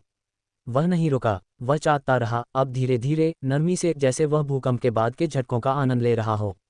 उसे ऐसे चाटना जैसे कोई इनाम हो, जैसे कोई पुरस्कार हो। जेनेट स्टॉल के सहारे पीछे की ओर गिर पड़ी, उसकी आंखों के सामने अंधेरा छा गया, सांसें थम गईं। और फिर भी वह नहीं उठा। एरोस ने उसकी भीतरी जांघ को चूमा, एक बार, दो बार, फिर धीरे धीरे, कामुक अंदाज में, प्रेम से अपनी जीभ ऊपर की ओर फेरने लगा। जब उसने आखिरकार उसकी ओर देखा तो उसके होंठ गीले थे। उसका जबड़ा भी वैसा ही था। उसकी आंखें एकदम उग्र थीं। तुम्हारा स्वाद पवित्र समर्पण जैसा है, उसने अपने निचले होंठ को चाटते हुए धीरे से कहा। और मैंने अभी शुरुआत भी नहीं की है। जेनेट जमसी गई, मुंह थोड़ा खुला हुआ था, सीना तेज तेज सांसों से फूल रहा था। उसकी जांघें अब भी उसकी आवाज़ से कांप रही थीं, उस गंदी बात से जो उसने उस स्टॉल के दूसरी तरफ फुसफुसाई थी। उसने सोचा था कि वह किसी भी चीज़ के लिए तैयार है, लेकिन वह नहीं। इस आदमी को देखना ठीक नहीं है। वह ऐसे अंदर आया जैसे हवा उसी की हो। उसकी हर धीमी हरकत ने उसकी सांसें रोक दीं। जैसे ही उसके पीछे दरवाजा बंद हुआ, उसकी निगाहें नीचे झुक गईं और बस वह खुद उसके सामने था, पूरी तरह से प्रकट। अब वह उसकी योनि को ऐसे चाट रहा था जैसे वह। उसके होंठ एक कोमल, ध्वनिहीन आह के साथ खुल गए। ये सिर्फ उनका शरीर ही नहीं था, यह उनके शरीर को धारण करने का तरीका था। एक ऐसी गरिमा जो उन्हें मानो किसी ध्येय से गढ़ा हुआ प्रतीत कराती थी। त्वचा पर दिव्य आभा की एक अलग ही चमक थी, मांसपेशियां दृढ़ थीं लेकिन उस निश्चिंत आत्मविश्वास के नीचे चिकनी थीं। और नीचे, ईश्वर। उसने एक बार, दो बार पलकें झपकाईं, ये यकीन दिलाने की कोशिश करते हुए कि वह उसे सही देख रही है। उसका मोटा, धड़कता हुआ शरीर गर्व से खड़ा था, तैयार था, और इतना बड़ा कि अकेलेपन के उन उलझे हुए पलों में उसकी कल्पना भी उसे इससे कहीं ज्यादा बड़ी नहीं लग सकती थी। उसकी उंगलियां फड़कने लगीं, बेबस होकर उसे पकड़ने के लिए तड़प रही थीं। लेकिन उससे भी बढ़कर उसे कुछ गहरा महसूस हो रहा था, कुछ कच्चा, आदिम। वह पाप का स्वाद चखना चाहती थी। और जब उसकी नज़रें उससे मिलीं तो वह लगभग टूट गई। वहाँ कोई दया नहीं थी, कोई संकोच नहीं, बस एक धीमी, धूर्त मुस्कान थी जो कह रही थी, मुझे ठीक ठीक पता है कि तुम क्या चाहते हो और कैसे चाहते हो। मैं ही तुम्हारी मुक्ति हूँ। वह अब भी आधे अधूरे कपड़ों में थी, उसकी सूट जैकेट पसीने से तर, लाल त्वचा से चिपकी हुई थी, उसका निचला हिस्सा खुला और प्यास से भीगा हुआ था। बाथरूम की धुंधली रोशनी में उसकी जांघें चमक रही थीं। उसके बाल बिखरे हुए थे, लेकिन किसी तरह, जिस तरह से वह उसे देख रहा था, उससे उसे ऐसा लग रहा था जैसे वह कोई कलाकृति हो, मानो उसकी इस दयनीय हालत का हर हिस्सा उसी के देखने के लिए बना हो। जेनेट ने मुश्किल से अपनी बात कही, उसके होंठ कांप रहे थे। मैं चाहती थी कि वह वाक्य पूरा नहीं कर पाए। वह भूल गई थी कि वह क्या कहना चाह रही थी, क्योंकि अब कुछ भी समझ में नहीं आ रहा था, खासकर जब वह वहां इस तरह खड़ा था, जब उसका शरीर जकड़ रहा था, धड़क रहा था और विनती कर रहा था। उसे एहसास भी नहीं हुआ और वह घुटनों के बल गिर पड़ी। उसकी आवाज़ कांप रही थी, टूटी हुई थी, उसके पैरों के बीच कामुकता के सैलाब में उसका स्वाभिमान गायब हो गया था। कृपया, उसने फुसफुसाते हुए कहा, कृपया मुझे आपकी सेवा करने दीजिए, मुझे इसकी पूजा करने दीजिए। वह सही शब्द भी नहीं बोल पा रही थी, खासकर तब जब यह ज़रूरत उसे अंदर तक झकझोर रही थी। लेकिन जब उसने दोबारा उसकी ओर देखा, उसकी आंखें वासना से भरी हुई चौड़ी थीं, तो उसका मतलब स्पष्ट था, मुझे तुम अपने अंदर चाहिए। अभी, इसी वक्त, बाद में जो भी हो, मुझे परवाह नहीं, बस मुझे तुम्हें पाने दो, पूरी तरह से। उसके पैर ऐसे कांप रहे थे जैसे उसने अभी अभी मैराथन दौड़ पूरी की हो, लेकिन जब वह उसकी गर्माहट से पीछे हटा तो वह जाने के लिए नहीं था। नहीं, वह उठने के लिए था, धीरे धीरे, सधे हुए, जैसे कोई राजा अपना सिंहासन वापस पा रहा हो। उसकी आंखें उसकी आंखों में टिक गईं, गहरी, जोशीली, जिनका विरोध करना असंभव था। उसका हर अंग चाहत से चमक रहा था, उसके होंठ अभी भी उसके स्पर्श से नम थे, उसकी सांसें तेज थीं लेकिन नियंत्रित थीं। जैनेट का दिल इतनी जोर से धड़क रहा था कि उसे लगा जैसे वह उसे सुन सकता है। मैं तुम्हारी हूँ, उसने कांपती हुई, कर्कश और बेताब आवाज़ में फुसफुसाया। मैं तुम्हारी हूँ, मुझसे संबंध बनाओ। उसके होठों पर एक धीमी, लगभग क्रूर मुस्कान फैल गई। क्या तुम चाहती हो कि मैं तुम्हारे साथ सेक्स करूं, जैनेट? उसकी आवाज़ में कोमलता और दृढ़ता दोनों थी। बोलो, उसने जरा भी संकोच नहीं किया। कृपया मुझे जोर से छू दो। अभी। एक गुर्राहट के साथ वह उसके करीब आया और उसके हाथ मजबूती से उसकी कमर की ओर बढ़े। उसने उसे इतना ऊपर उठाया कि उसके पैर जमीन पर सीधे टिक गए, फिर उसकी पीठ को ठंडी टाइल वाली दीवार से सटा दिया। जैसे ही उसका शरीर उसके करीब आया, उसकी सांसें थम गईं, गर्माहट और शक्ति उसकी गीली, कांपती त्वचा से टकराईं। उसने एक हाथ उसकी जांघ के नीचे डाला, उसे सहजता से उठाया और उसके पैरों को अपनी कमर के चारों ओर लपेट लिया। उनके बीच की गर्मी में दुनिया सिमट गई, उसकी लंबाई का सहज प्रवाह उसके दर्द भरे हृदय के साथ तालमेल बिठा रहा था। उसके पैर लोहे की जंजीरों से मुक्त होने के समान कांप रहे थे, मांसपेशियां कमजोर होकर उसके भार के नीचे थरथरा रही थीं, लेकिन फिर भी वह उससे लिपटी रही। उसके हाथों ने उसके कंधों को इतनी कसकर पकड़ा हुआ था कि उसके नाखून उसकी कसी हुई त्वचा में धंस गए, जिससे दोनों के शरीर में हल्की सी सिहरन दौड़ गई। उसकी उंगलियां उसकी कमर में धंस गईं, कठोर, दृढ़ और निर्दयी, और उसने सहज शक्ति से उसे उठा लिया। जब उसने उसे ऊपर खींचा तो त्वचा से त्वचा की हल्की सी रगड़ की आवाज़ आई, जिसने उसकी रगों में आग सी दौड़ा दी। जैनेट की सांस अटक गई, उसके होंठों से एक हल्की सी सिसकी निकली जो कांपती हुई योनि में उसके लिंग के धंसने से और भी गहरी हो गई। बाथरूम की ठंडी टाइलें उसकी पीठ में चुभ रही थीं, जो उसके पेट में दौड़ रही तीव्र जलन के बिल्कुल विपरीत थीं।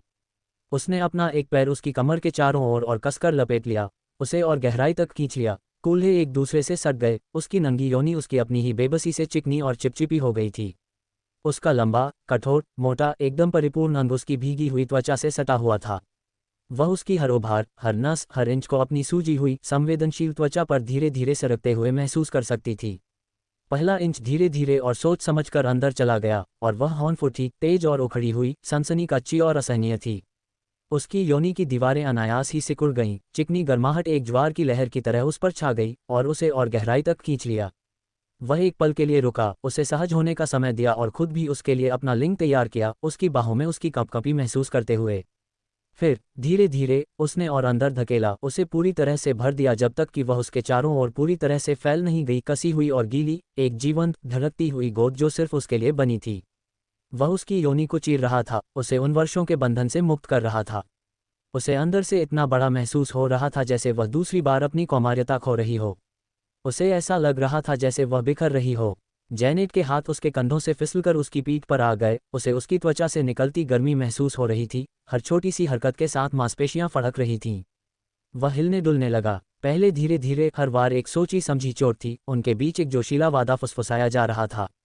उनके शरीरों के जुड़ने की गीली, चिकनी आवाज़ धीरे से गूंज रही थी, बीच बीच में उसकी तेज सांसें और उसके गले से निकलती कभी कभार की धीमी गुर्राहट सुनाई दे रही थी। उसकी कमर उसकी गति से ताल मिलाते हुए हिल रही थी, उसका शरीर और अधिक की लालसा कर रहा था।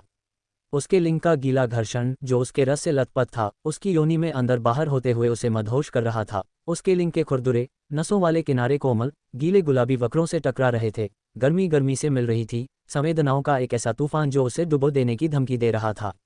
उसके नाखून उसके मजबूत कंधों में गड़ गए, उसकी उंगलियां सफ़ेद पड़ गई थीं क्योंकि वह उसे कसकर पकड़े हुए थी, अपने भीतर उमड़ रही लहरों के बीच खुद को स्थिर करने की कोशिश कर रही थी। उसके होंठ उसके होंठों से मिले, तीव्र भूख से झकझोरते हुए। जीभें उलझ गईं, सांसें आपस में घुल मिल गईं, उसके होंठों से नम और कोमल आहें निकलीं, जो उसकी छाती में कंपन पैदा कर रही थीं। उसका स्वाद मदहोश कर देने वाला था, नमकीन, कस्तूरी जैसा, पूरी तरह से मोह लेने वाला। वह थोड़ा पीछे हटा ताकि उसकी आंखों में देख सके आग की गहरी झीलें, पसीने और इच्छा से भरी हुई। मेरी तरफ देखो, उसने गुर्राते हुए कहा। उसने आज्ञा का पालन किया, उसका दिल इतनी जोर से धड़क रहा था जैसे उसका लिंग उसकी योनि में धड़क रहा हो, इतनी जोर से कि उसे लगा कि वह इसे सुन सकता है। यही तो मेरी लड़की है, उसने भारी और अधिकारपूर्ण आवाज में फुसफुसाया, उसका लिंग फड़क रहा था, वह अपनी योनि में उसकी नसों की धड़कन महसूस कर सकती थी। उसकी कमर बेरहमी से सटीक ढंग से आगे की ओर झटक गई, अब और भी गहराई से और तेजी से। अचानक हुई हलचल से उसके शरीर में एक झनझनाहट सी दौड़ गई, मानो उसकी हर नस में आग सी लग गई हो। उसकी सांस अटक गई, फिर वह बेतहाशा हौंफने लगी। वह उसके शरीर से लिपट गई, उसका शरीर कांप रहा था, पसीने से उसकी त्वचा तर हो गई थी क्योंकि उसके अंदर तनाव और भी बढ़ता जा रहा था। उसकी आहें तेज होती गईं, हर धक्के के साथ उसकी कच्ची, बेताब, शुद्ध जरूरत उस छोटे से कमरे में फूट पड़ती गई। धत तेरे की, जैनेट, उसने चाहत से भरी आवाज में गुर्राते हुए कहा।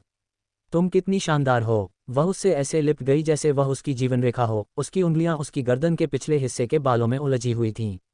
उसके पैर बुरी तरह कांप रहे थे, मांसपेशियां थरथरा रही थीं क्योंकि उसके अंदर का कुंडल कसता जा रहा था, मानो टूटने को तैयार हो। मेरे पास आओ, उसने आदेश दिया। उसकी आवाज़ एक धीमी गड़गड़ाहट जैसी थी जो उसके सीने में सिहरन पैदा कर रही थी। उसने उसके स्तनों को चूसते हुए उसकी गहरी नस को छुआ। उसने उसके नितंबों को टटोला और तेजी से आगे बढ़ने लगा, जिससे उसकी योनि से अजीब सी आवाज़ आने लगी। और तब उसका शरीर चकनाचूर हो गया। आग और गर्मी की एक लहर उसके शरीर में दौड़ गई, जो हिंसक ऐंठन के रूप में बाहर निकली और उसे हौंफने और कांपने पर मजबूर कर दिया। उसके नाखून उसकी त्वचा में धंस गए, उसकी सांसें रुक रुक कर सिसकियों के साथ बह रही थीं। वह टूटी हुई और श्रद्धापूर्ण आवाज में उसका नाम चिल्ला रही थी। हर कंपकंपी, हर झटके के दौरान एरोस ने उसे थामे रखा। उसका अपना शरीर लगातार, बिना रुके गति करता रहा। जब आखिरी कंपकंपी थम गई, तो उसने उसे कसकर गले लगा लिया, अपना माथा उसके माथे से टिका दिया, और उसकी सांसें भारी, पसीने से तर हवा में घुल-मिल गईं। तुम मेरी हो, उसने कोमल लेकिन दृढ़ स्वर में कहा। हमेशा के लिए। उसके नाखून उसके कंधों पर गड़गड़ा रहे थे, मानो वह किसी ठोस चीज को पकड़ने के लिए बेताब हो, क्योंकि उसके अंदर की आग बेकाबू होती जा रही थी। हर धक्के से वह और गहरी होती जा रही थी, उसे इस तरह से फैला रही थी और भर रही थी जिसकी उसने कभी कल्पना भी नहीं की थी। जैनेट, धिक्कार है, एरोस ने धीमी, कर्कश आवाज में कहा। उसकी आवाज में तीव्र भूख झलक रही थी। तुम मेरी हो, पूरी की पूरी। चीखने से बचने के लिए उसने अपने होंठ कसकर दबा लिए, लेकिन फिर भी एक हल्की सी आह निकल गई। प्लीज, और जोर से। उसकी आवाज कांप रही थी, एक साथ नाजुक और उग्र। उसका हाथ नीचे सरका और उसके गाल को थाम लिया, अंगूठा नम त्वचा को छू गया। इसके लिए गिड़गिड़ाओ, उसने मांग की। उसकी आंखों में चाहत की गहराई झलक रही थी। मुझे बताओ कि तुम इसे चाहती हो। उसकी सांसें अटक गईं और वह हौंफने लगी। मुझे ये चाहिए, कृपया, मुझे आपके मेरे अंदर जाने की जरूरत है। और जोर से और तेजी से। रुकना मत। उनके शरीरों के आपस में टकराने की आवाज उस छोटी सी जगह में गूंज रही थी। उसकी नमी उसकी त्वचा पर चिकनी और गर्म महसूस हो रही थी। उसकी कमर से टकरा रही थी, हर जोरदार धक्के से भड़क रही आग को और भड़का रही थी। हे भगवान, उसने फुसफुसाते हुए कहा। उसकी आवाज कांप रही थी। मैं फिर से बहुत करीब हूँ, बहुत तेजी से, जानम, मेरी उबी हुई और बूढ़ी योनि को और जोर से चो दो जानम। अच्छा, उसने धीमी आवाज में कहा, अपना माथा उसके माथे से सटाते हुए, मानो वह स्वयं हवा हो। मेरे लिए आओ, जैनेट। छोड़ दो, आओ अपनी आधी उम्र के लड़के के लिंग पर, जैनेट। आओ, डैडी के लिए। उसका शरीर तन गया, मुक्ति की लहरें उसके भीतर उमड़ पड़ीं और वह बुरी तरह कांपने लगी। उसकी कराहें चीखों में बदल गईं, कच्ची और बेताब चीखें, हर एक चीख उसके भीतर एक पवित्र भजन की तरह समा गई। मैं तुम्हारी हूँ, वह हौंफते हुए सिसकते हुए बोली। पूरी तरह से तुम्हारी। उसने उसे कसकर पकड़ रखा था और लगातार, बिना रुके धक्कों से जूझते हुए, झटकों को सहते हुए आगे बढ़ रहा था। उसकी आंखों की गर्माहट इस बात का संकेत दे रही थी कि उसके अलावा उसकी कोई और जगह नहीं थी। तुम बेहद खूबसूरत हो, जान, उसने उसके होठों पर फुसफुसाते हुए धीरे से उसे चूमा, उसके आंसुओं का स्वाद चखा। ये तो बस शुरुआत है। जिस क्षण वह मेरे नीचे बेबस हो गई, मेरे भीतर कुछ तीव्र और उग्र रूप से मुड़ गया। ये केवल उसके शरीर का मेरी बाहों में कांपना या उसकी सांसों का ऐसे अटकना नहीं था जैसे वह डूब रही हो और मैंने उसे अभी अभी सतह पर खींचा हो। ये कुछ गहरा था, जैसे मैंने उसकी आत्मा का एक टुकड़ा प्राप्त कर लिया हो और वह हमारे चारों ओर के अंधेरे में चमक रहा हो। बाथरूम की तेज रोशनी में उसकी त्वचा चिकनी और दमक रही थी, जो हमारे बीच अभी अभी हुए अंतरंग पलों की गर्मी से लाल हो गई थी। उसकी आंखें, वे चौड़ी, झिलमिलाती झीलें, कठोर और बेकाबू थीं, एक ऐसी हताशा से भरी हुई थीं जिसे मैं कभी देखना नहीं चाहता था, लेकिन फिर भी नजरें नहीं हटा पा रहा था।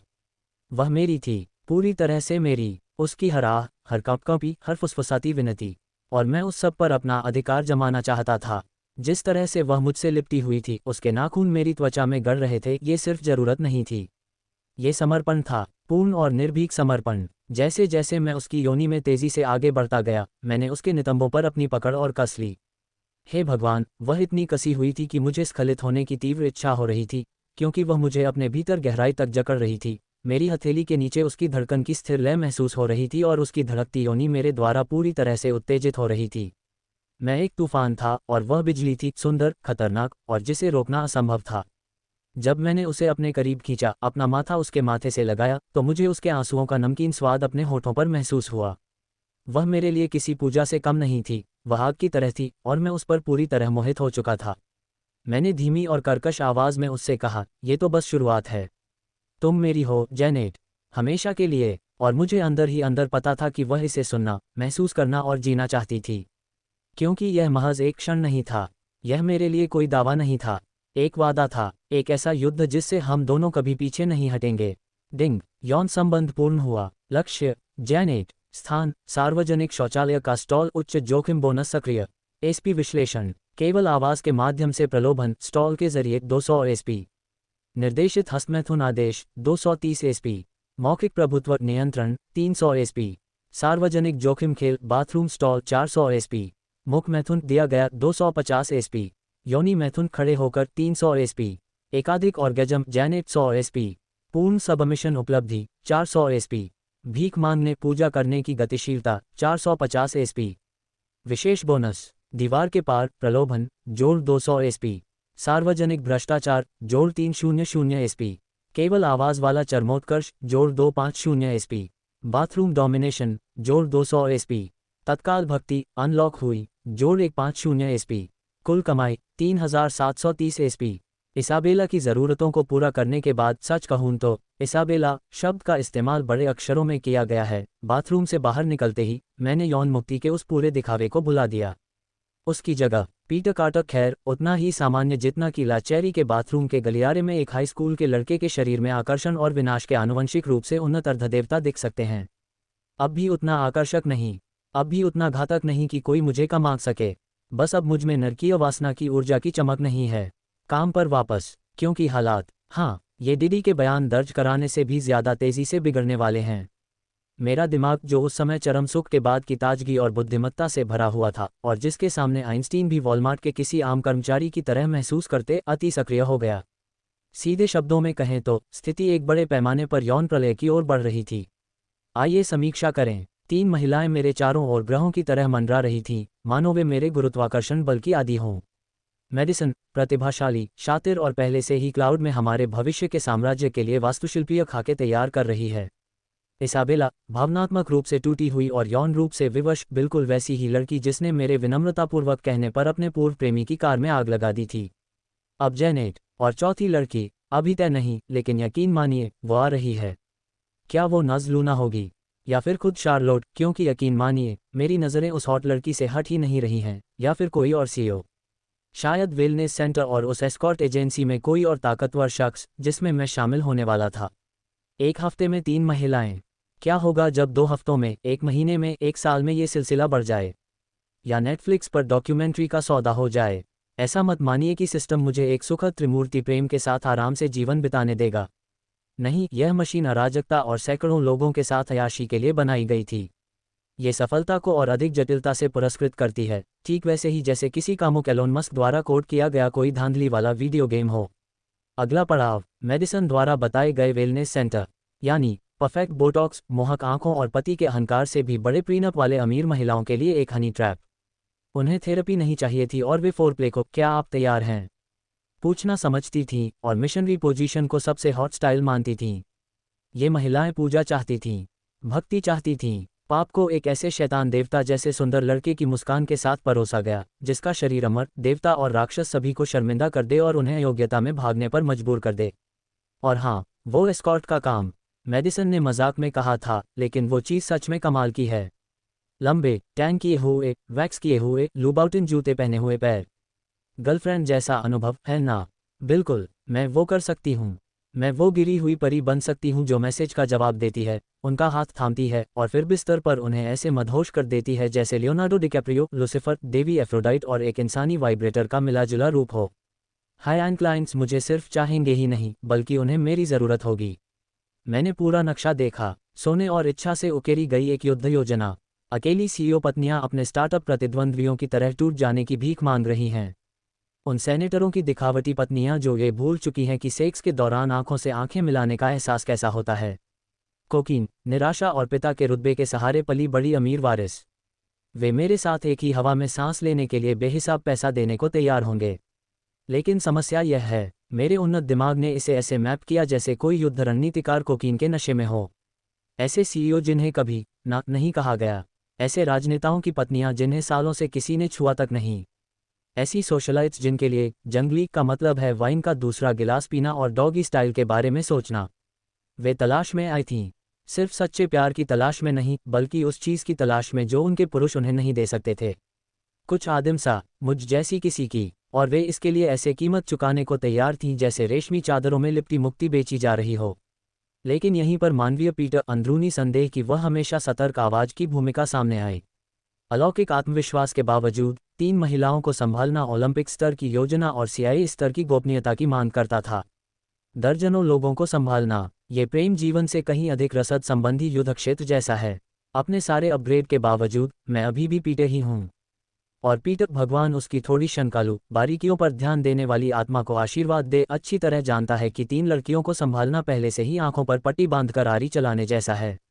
दर्जनों लड़कियों को संभालना, वो तो जेसन बॉर्न और द बैचलर के दांव पेच का मिलाजुला रूप है। हम बात कर रहे हैं बदलते किरदारों की, ऐसे बहाने जो किसी पब्लिकिस्ट के एनडीए से भी ज्यादा सख्त हों। एक लड़की रोमांटिक पीटर को चाहती है, दूसरी चाहती है कि डार्क लॉर्ड डैडी उसकी आत्मसम्मान को चूर चूर कर दे। कुछ दोनों ही चाहती हैं, वो भी मंगलवार को, माहौल बनाने वाली रोशनी के साथ। अलग अलग शहर और देश, मसाज रूम, स्पा, जिम, यहाँ तक कि दफ्तरों में भी सेक्स जैसी जगहें। कुछ अपने पति के साथ अंतरंग कमरे में सेक्स करने जैसे जोखिम और इससे भी कहीं ज्यादा खतरे मोल लेना चाहेंगी। अलग अलग समय, मेरे अलग अलग रूप। कुछ को प्यार करने वाला प्रेमी चाहिए होगा, कुछ को ऐसे शैतान की ज़रूरत होगी जो उन्हें रुला दे और आध्यात्मिक जागृति दिलाए। कुछ बीच में ही अपना रूप बदल लेंगी, जैसे सदमे और काली काज से ग्रस्त मूडी महिलाएं। इस बीच मुझे अभी भी स्कूल जाना है और ये दिखावा करना है कि गणित का शिक्षक बोलने वाली रबर की बत्तख नहीं है। मेरी तथाकथित जिंदगी, स्कूल, जो अब मुझे बीजगणित के साथ प्री स्कूल जैसा लगता है। परिवार के साथ समय, क्योंकि माँ और जुड़वां बच्चे अब भी सारी सुविधाओं से ज़्यादा मायने रखते थे। और मेडिसन का सामाजिक जीवन, ब्रंच, कार्यक्रमों और उसकी अपनी तरह की अराजकता का एक अंतहीन जाल, जो विलासिता और खून जैसे लाल रंग की उम्मीदों से भरा था, और मुझे पूरा यकीन था कि वो जल्द ही पूरी होंगी। अगर मैंने पहले से ही इस पर ध्यान नहीं दिया तो ये पूरी बात बहुत जल्दी बिगड़ सकती है। मेडिसन चाहती है कि मैं ऐसा दिखावा करूं कि हम अगले ब्लेक और रयान हैं, न कि यौन क्रांति में सहसाजिश करता। अगर मैंने अभी से इसकी तैयारी नहीं की तो यह एक समस्या बन जाएगी। फिर धड़ाम, यह मुझे रेड बुल और दिव्य स्पष्टता से बनी बिजली की तरह लगता है। मेरे पास समाधान था। धत्तेरे की, मुझे एक ऑपरेशन बेस की ज़रूरत है। मैंने बुदबुदाया, शायद मैं किसी ऐसे किशोर की तरह दिख रहा था जो प्राडा और प्रेट्जेल स्टैंड के बीच कहीं अस्तित्व संबंधी संकट से जूझ रहा हो। मुझे सिर्फ अपने परिवार के लिए जगह नहीं चाहिए थी, मुझे एक सिंहासन चाहिए था, एक साम्राज्य, एक ऐसा ठिकाना जहां मैं अपने आकर्षण का इस्तेमाल कर सकूं और नैतिक रूप से संदिग्ध महत्वाकांक्षाओं को अंजाम दे सकूं। नेटफ्लिक्स की किसी लिमिटेड सीरीज के सीन की तरह ही दृश्य एकदम स्पष्ट हो गया। एक आलीशान हवेली, कोई साधारण हवेली नहीं, एक पूरा परिसर, एक अलौकिक आकर्षण साम्राज्य के लिए ऊपर से नीचे तक डिजाइन किया गया। कई शयनकक्ष, जिनमें से प्रत्येक को एक अलग प्रकार की कल्पना के अनुरूप बनाया गया है। ध्वनिरोधक दीवारें, क्योंकि सच कहें तो कुछ भावी ग्राहक चीखने चिल्लाने वाले होंगे, और वो भी प्यारे तरीके से नहीं। सुरक्षा प्रणालियां किसी बॉन्ड फिल्म के खलनायक के सपने जैसी थीं। गोपनीयता कोई विलासिता नहीं थी, ये जीवन मरण का सवाल था। एक ऐसी जगह जहां मैं अपने व्यक्तित्व को कपड़ों की तरह बदल सकूं, जहां मैं ठीक वही बन सकूं जिसकी किसी को जरूरत हो। पिता, चिकित्सक, शिक्षक, उनका बेटा या सौतेला बेटा, डॉक्टर, सचिव, पापी, उद्धारकर्ता और अन्य कई रूप, पड़ोसियों, डाकिया या मेरी बेचारी माँ को कपड़े धोते समय परेशान करने की चिंता किए बिना। मुझे पहले से ही इसकी कल्पना हो रही थी। इतनी उन्नत तकनीक की वॉल स्ट्रीट उसके सामने साधारण लगे।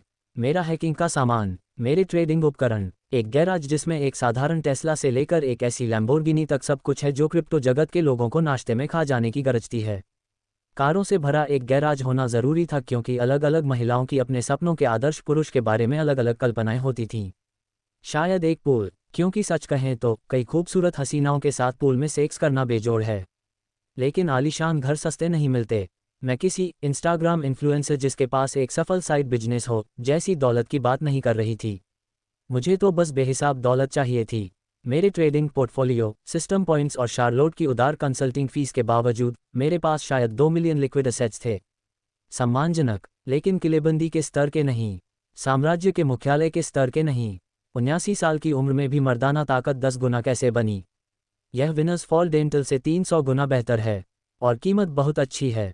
मुझे ऐसे किसी व्यक्ति की ज़रूरत थी जो रियल एस्टेट को समझता हो, यानी ऑफ मार्केट प्रॉपर्टीज़ को। लिस्टिंग नहीं, बल्कि कानाफूसी। मखमली पर्दों के पीछे छिपी चाबियां।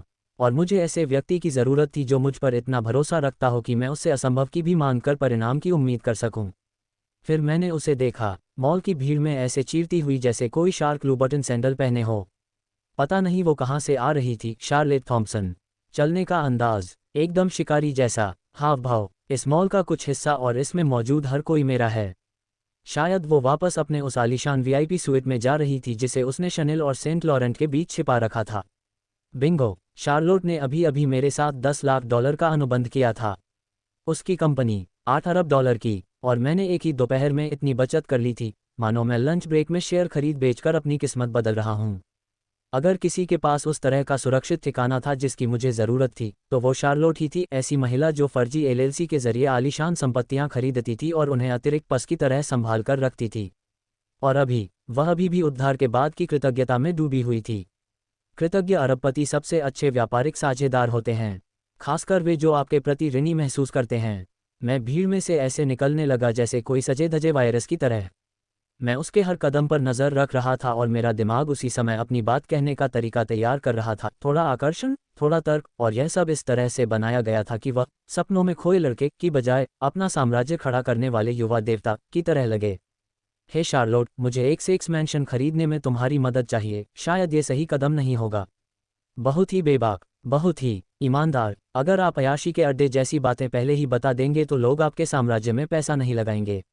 लेकिन अगर मैंने इसे सही ढंग से समझाया है तो आसान है। हमारे काम के लिए एक निजी सॉफ्टवेयर इंजीनियरिंग सुविधा, गोपनीय, तकनीकी रूप से उन्नत, सुरक्षित, एक ऐसी जगह जहां मैं अपनी प्रतिष्ठित महिलाओं और ग्राहकों से उनकी या अपनी प्रतिष्ठा को खतरे में डाले बिना मिल सकूं। स्कूल, परिवार और मॉल के फूड कोर्ट की भागदौड़ से दूर एक शांत और सुरक्षित स्थान। तकनीकी रूप से सब सच है, बस पूरी सच्चाई नहीं। जैसे ये कहना कि डिडी इवेंट्स होस्ट करता है। तकनीकी रूप से सही लेकिन रणनीतिक रूप से अस्पष्ट। डिंग, मिशन तैयार। मिशन, अपने पवित्र स्थान को प्राप्त करें और उसमें निवास करें। इनाम, क्या आप बहुत ही स्पष्टवादी नहीं हैं? शार्लोट, मैंने पुकारा, एक पर्यटक परिवार के बीच से रास्ता बनाते हुए जो इस बात पर गहरी, भावुक बहस कर रहा था कि कारीगरी से बने बर्गर पर पैसे खर्च करें या लॉबस्टर टैको पर। क्या हम एक पल बात कर सकते हैं? वह मुड़ी, और देखते ही देखते उसका सीईओ वाला चेहरा एकदम शांत हो गया। साफ सुथरा, सादा हुआ, जानलेवा। भले ही वह अमीर लोगों से भरे मॉल में महंगी शराब और महंगे परफ्यूम की भरमार थी, शार्लोट थॉम्पसन वहां बिल्कुल अलग दिख रही थी। ऐसा लग रहा था मानो उसके पैर जहां भी पड़े वह हर कोने पर अपना दबदबा कायम कर रही हो। आइए देखते हैं कि जिस महिला ने अभी अभी एक नकाबपोश किशोर को अपनी अरबों डॉलर की कंपनी सौंपी है, क्या वह उसी किशोर को अपना खुद का साम्राज्य बनाने में मदद करने के लिए तैयार है या नहीं। पता चला कि मुझे अपने सेक्स मैंशन के विचार के बारे में शार्लोट को बताने की भी जरूरत नहीं थी। जब मैं फेसटाइम पर इसाबेला को शर्म से लाल और बेदम कर देने में व्यस्त था और वॉल स्ट्रीट के अधिग्रहण की तरह जेनेट पर अपना दावा ठोक रहा था, तब शार्लोट और मेडिसन जाहिर तौर पर अपना खुद का एक शत्रुतापूर्ण अधिग्रहण कर रही थीं। क्योंकि जाहिर सी बात है, वे थीं ही। ऊंची एड़ी के जूते पहने दो शीर्ष शिकारी ही रसद का समन्वय कर रही थीं, जबकि मैं अलौकिक योनि द्वारा आध्यात्मिक रूप से शुद्ध होने में व्यस्त थी। मैंने अभी यह समझाना शुरू ही किया था कि मुझे अपने अधिक संवेदनशील कार्यों को करने के लिए किसी निजी जगह की आवश्यकता है, यानी माँ के जड़ी बूटी के बगीचे के बगल में गुप्त AI प्रयोग करते हुए पकड़े जाने से बचना। तभी शार्लोट ने उस बोर्डरूम जेडी चाल के साथ अपना हाथ उठाया, जो शायद एक दिन सऊदी तेल अधिकारियों के पूरे पैनल को चुप करा देगी जब मैं उसे एक शक्तिशाली हस्ती बना दूंगा। पहले ही निपट लिया गया है, उसने कहा, अपने चेहरे पर उस शांत संतुष्ट मुस्कान के साथ जो केवल तब दिखाई देती है जब किसी ने 3 ऐसी चालें चली हो जिन्हें आपने नहीं देखा हो और आपकी रानी को खतरे में डाल दिया हो। मेडिसन और मैंने आपकी माँ के साथ बहुत ही सार्थक बातचीत की, उसने बिना पूछे मुझे गोद लेने जैसी गर्मजोशी से कहा, जब आप अपनी तकनीकी समस्याओं से निपट रही थीं। मेडिसन अंदर आए, उसने अपनी उंगलियां मेरी उंगलियों में डालीं, और हाँ, जब भी वह मुझे इस तरह छूती, मेरी बढ़ी हुई सोचने समझने की क्षमता फिर से कमज़ोर पड़ जाती थी। स्वाभाविक, सहज, मानो वह हमेशा से मेरी बाहों में रहने के लिए ही बनी हो। हमने उसे आपकी इंजीनियरिंग संबंधी ज़रूरतों के बारे में बताया, उसने कहा। गोपनीयता की चिंताएं, हाई प्रोफाइल ग्राहक, एक सुरक्षित वातावरण की आवश्यकता जो, आप जानते हैं, आपकी माँ का बैठक कक्ष न हो। हे भगवान, जब मैं एक चुड़ैल के साथ चरम सुख का अनुभव कर रहा था, तब उन्होंने मेरी माँ पर मिलकर हमला किया। ये या तो वफादारी की पराकाष्ठा है या फिर महिलाओं के बीच गठबंधन की भयावह ऊर्जा। संभवतः दोनों ही। शार्लेट ने बिना देर किए जवाब दिया, आपकी नई स्थिति और गोपनीयता के महत्व को देखते हुए, मैं आपको लिंकन हाइट्स में स्थित अपनी निजी संपत्तियों में से एक की सलाह देती हूँ। ये घर और स्कूल के काफ़ी करीब है, लेकिन किसी भी संवेदनशील मामले के लिए पूरी तरह से गुप्त है। उसने अपना फ़ोन निकाला, कुछ तस्वीरों को ऐसे देखा जैसे वह किसी गुप्त मुख्यालय के बजाय हैंडबैग चुन रही हो, फिर उसे सौंप दिया। यह आपकी सभी परिचालन संबंधी आवश्यकताओं को पूरा करेगा। और बस यूं ही स्क्रीन पर एक नज़र डालते ही मेरे दिमाग ने वो कर दिखाया जो वो बहुत कम करता है। ये दुर्घटनाग्रस्त हो गया। बिल्कुल नहीं, वह वैम्पायर हाउस के बारे में बात कर रही है। यह कोई पिशाचों का घर नहीं था, ये पिशाचों का घर था। लिंकन हाइट्स की शहरी लोककथाओं का सबसे अनमोल रत्न। लोहे के ऊंचे ऊंचे फाटकों के पीछे बनी वह विशालकाय गौथिक इमारत, जो इतनी ऊंची थी कि भगवान भी उसके सामने अछूते रह जाएं, मानो टिम बर्टन की फिल्म डाउनटन एबी ब्लड एडिशन के रीमेक के लिए ऑडिशन दे रही हो। ऐसा लगता था मानो ड्रैकुला ने अपना रूप बदल लिया हो।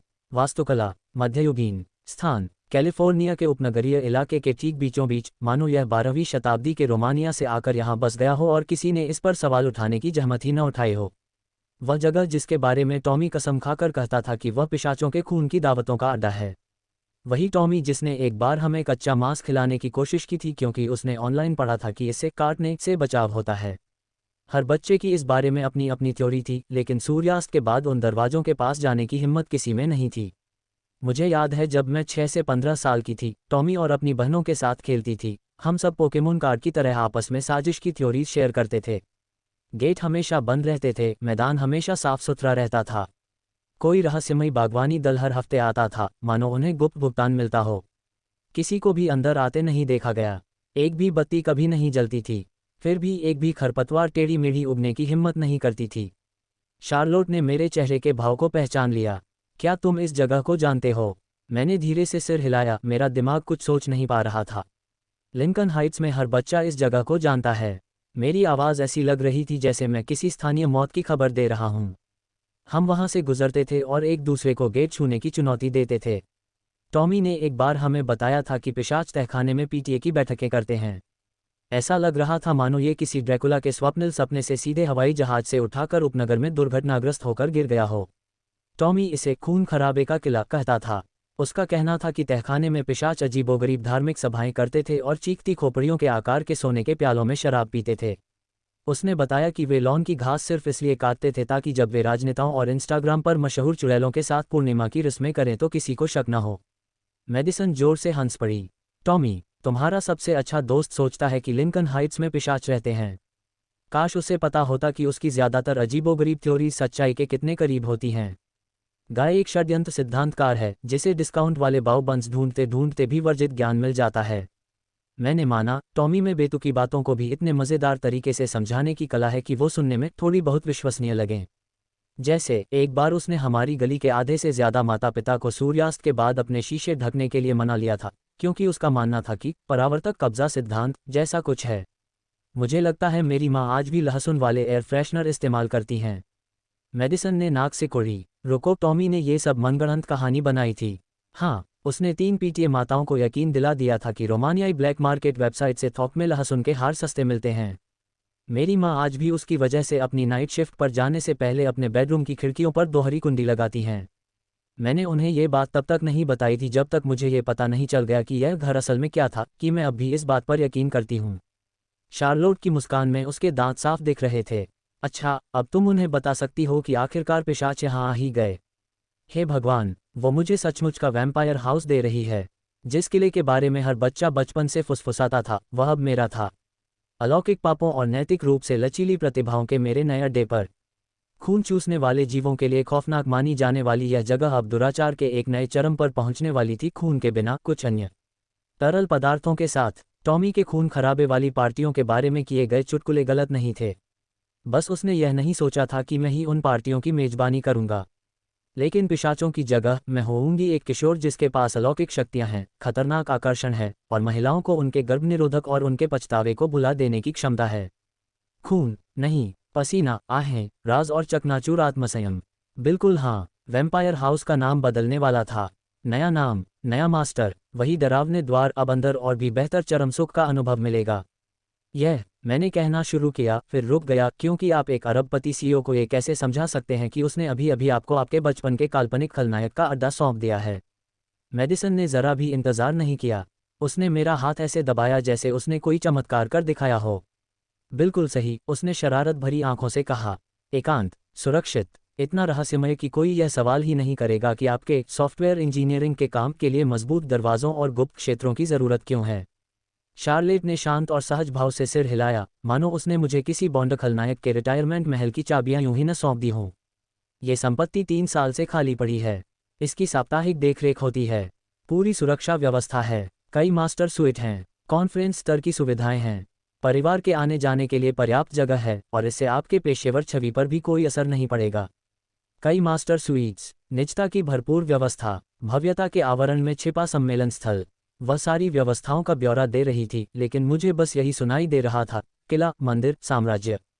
इस महिला ने मेरे आदर्श अलौकिक आकर्षण वाले परिसर का वर्णन कर दिया, बिना यह समझे कि उसने उसे बिल्कुल सटीक रूप से परिभाषित कर दिया है। या शायद उसे पता था, क्योंकि शार्लेट की अगली मुस्कान में एक शांत, संतुष्टि भरी चुभन थी, जिस तरह की चुभन ये बताती थी कि वह जानती है कि मुझ जैसे आदमी को किस तरह के महल की ज़रूरत हो सकती है। और फिर एक ऐसी शरारती मुस्कान के साथ जो सिर्फ वही व्यक्ति दे सकता है जिसे पता हो कि वह क्या खेल खेल रही है। शार्लेट ने आगे कहा, साथ ही पड़ोसियों को लगता है कि यहाँ भूत प्रेत का साया है। असल में शापित है। दुखद मौतों और अपने आप खुलने वाले दरवाजों की बहुत सारी कहानियां हैं। मुझे लगता है कि आपको यह अफवाह काम की लगेगी। दीवारों में मरी हुई ननों के होने जैसी कुछ बातें। कहने का मतलब यह है कि कोई भी दरवाज़ा नहीं खटखटाएगा या इधर उधर भटकता हुआ नहीं आएगा। मैं आगे झुका। पत्थर की दीवारें जो चीखों को भी निगल सकती थीं। द्वार जो फुसफुसाते थे कि मेरी इच्छा के बिना कोई अंदर नहीं आ सकता। इतनी जगह कि मैं दूरबीनों, ड्रोन या आस पड़ोस के ऐप्स द्वारा मेरी लोकेशन ट्रैक किए जाने की चिंता किए बिना पूरी तरह से डार्क लॉर्ड मोड में जा सकूं। Vampire house. टॉमी को जब पता चलेगा कि मैं उस हवेली में रहने चला गया हूं जिसे वह शैतानी दूतावास कहता था, तो वह खुशी से पागल हो जाएगा। सच कहें तो ये बिल्कुल वैसा ही होने वाला है। मैंने अपनी आवाज़ में मुस्कान छिपाने की कोशिश करते हुए पूछा, मैं कब रहने आ सकता हूँ। शार्लोट ने मुझे चाबी ऐसे सौंपी जैसे किसी का राज्याभिषेक हो रहा हो। जब भी आप तैयार हों, श्रीमान डेसिडेरियन। मैं झुककर बैठ गया और उसके भार को अपने ऊपर हावी होने दिया। वैम्पायर हाउस, नाम मात्र से ही दशकों पुरानी अफवाहें, बचपन की चुनौतियां और हेलोवीन की नाकाम कोशिशें जुड़ी हुई थीं। यह एक ऐसी जगह थी जिसे लोग इतना नज़रअंदाज करते थे कि मानो ये किसी मिथक के समान थी, आधी शहरी किंवदंती, आधी परित्यक्त विलासिता। ऐसी जगह जिसे अमीर सन की लोग खरीदते और फिर भूल जाते थे, या शायद तब तक के लिए सुरक्षित रखा गया था जब तक कि मुझ जैसा कोई व्यक्ति सही जगह पर आघात, प्रतिभा और सार्वजनिक छवि के सही संयोजन के साथ न पहुंच जाए। उपयोगिताएं, मैंने अंततः पूछा। शार्लेट, जो हमेशा तैयार रहती थी, ने अपने टैबलेट पर टैप किया। पहले से ही सक्रिय है। पानी, बिजली, निगरानी ग्रिड। आपको एआई डैशबोर्ड के माध्यम से पूरी पहुंच प्राप्त होगी। उसके मुंह से शब्द निकले ही थे कि मेडिसन मेरे करीब झुकी। उसके होंठ मेरे कान को ऐसे छू रहे थे मानो वो कोई राज की बात फुसफुसा रही हो। तुम्हें पता है ना, इससे तुम लिंकन हाइट्स के सबसे योग्य कुंवारे बन जाते हो। अमीर, एकांतप्रिय, तकनीकी प्रतिभा, भूतिया हाईटेक हवेली। उसकी आवाज़ धीमी हो गई। उसकी आंखों में इतनी शरारत भरी चमक थी कि एक कैथोलिक स्कूली छात्रा का विवेक भी चकनाचूर हो जाए। मैंने मुस्कुराते हुए कहा, अब मुझे बस एक दुखद पृष्ठभूमि और एक पुरानी मोटरसाइकिल चाहिए। तुम्हें तो सारी कहानी पता ही है। शार्लोट ने बीच में ही रूखेपन से टोकते हुए अपना फ़ोन जेब में रख लिया, मानो कोई कार्यकारी आदेश दे रही हो। मोटरसाइकिलों के पास मत जाना। तुम बहुत महत्वपूर्ण हो। अनुवाद, डिलीवरी ट्रक से कुचलने से पहले वह मेरा क्लोन बना लेगी। इसके अलावा उसने अपनी बात को इतनी सहजता से बदलते हुए कहा कि मैं उसकी आंखों में चल रही सोच को महसूस कर सकता था। ये संपत्ति आपके ब्रांड के रूप में भी काम करेगी। इसे एक गुप्त ठिकाने के बजाय एक नियंत्रित मिथक के रूप में सोचें। हे भगवान, वो तो मुझे एक फ्रेंचाइजी में बदल रही है। एक निजी स्थान, एकांत, महंगा, भूतिया होने की अफवाह, एक ऐसे प्रतिभाशाली व्यक्ति का निवास जिसके नाम बताने के लिए बहुत सारे एनडीए, नॉन डिस्क्लोजर एग्रीमेंट हैं। पीटर, ये सिर्फ गुमनामी नहीं है, ये रहस्य है। बहुत खूब, मैंने भावहीनता से कहा। अगली बार तुम मुझसे कहोगे कि मुझे अल्फ्रेड नाम का एक बटलर चाहिए। शार्लोट ने बिना देर किए जवाब दिया, मुझे उकसाओ मत। मेरे पास पहले से ही कुछ नाम शॉर्टलिस्ट में हैं। और बस इसी तरह सत्ता, एकांत और रेशमी चादरों में बेफिक्र होकर पाप करने की मेरी किशोरावस्था की कल्पना अब एक व्यावसायिक मॉडल बन गई थी, जिसमें शार्लोट थॉम्पसन मेरी ब्रांड मैनेजर और मेडिसन मेरी शानदार रूप से भ्रष्ट नैतिक मार्गदर्शक थीं। मुझे बस इतना करना था कि इसे खराब न करूं। शार्लोट के वीआईपी स्वीट में वापस जाना ऐसा था मानो 7 अंकों की ठंडी हवा के साथ एक रिटेल तूफान में कदम रख दिया हो। माँ उन बेहद महंगी कुर्सियों में से एक पर बैठी थीं, जो देखने में ऐसी लग रही थीं मानो उन्हें संगमरमर के एक ही टुकड़े से तराशकर सोने में डुबोया गया हो। उनकी आंखें एक टैबलेट पर टिकी हुई थीं जिस पर हैंडबैग की तस्वीरें चमक रही थीं, जिनकी कीमत शायद हमारे पूरे किराए से भी कहीं अधिक थी। वह ऐसी लग रही थी जैसे उसे अभी अभी बताया गया हो कि गुरुत्वाकर्षण वैकल्पिक है और अर्थशास्त्र के नियम उसकी अनुमति के बिना फिर से लिखे गए हैं। ये सच नहीं हो सकता, उसने फिर से बुदबुदाते हुए कहा और डिजाइनर वस्तुओं को उस तरह के विस्मय और अविश्वास के साथ देखने लगी, जैसा कि आमतौर पर लॉटरी विजेताओं या श्रेणी 5 के तूफान से बच निकलने वाले लोगों में देखा जाता है। इसी बीच जुड़वा बहनें पूरी तरह से बेकाबू हो गई थीं।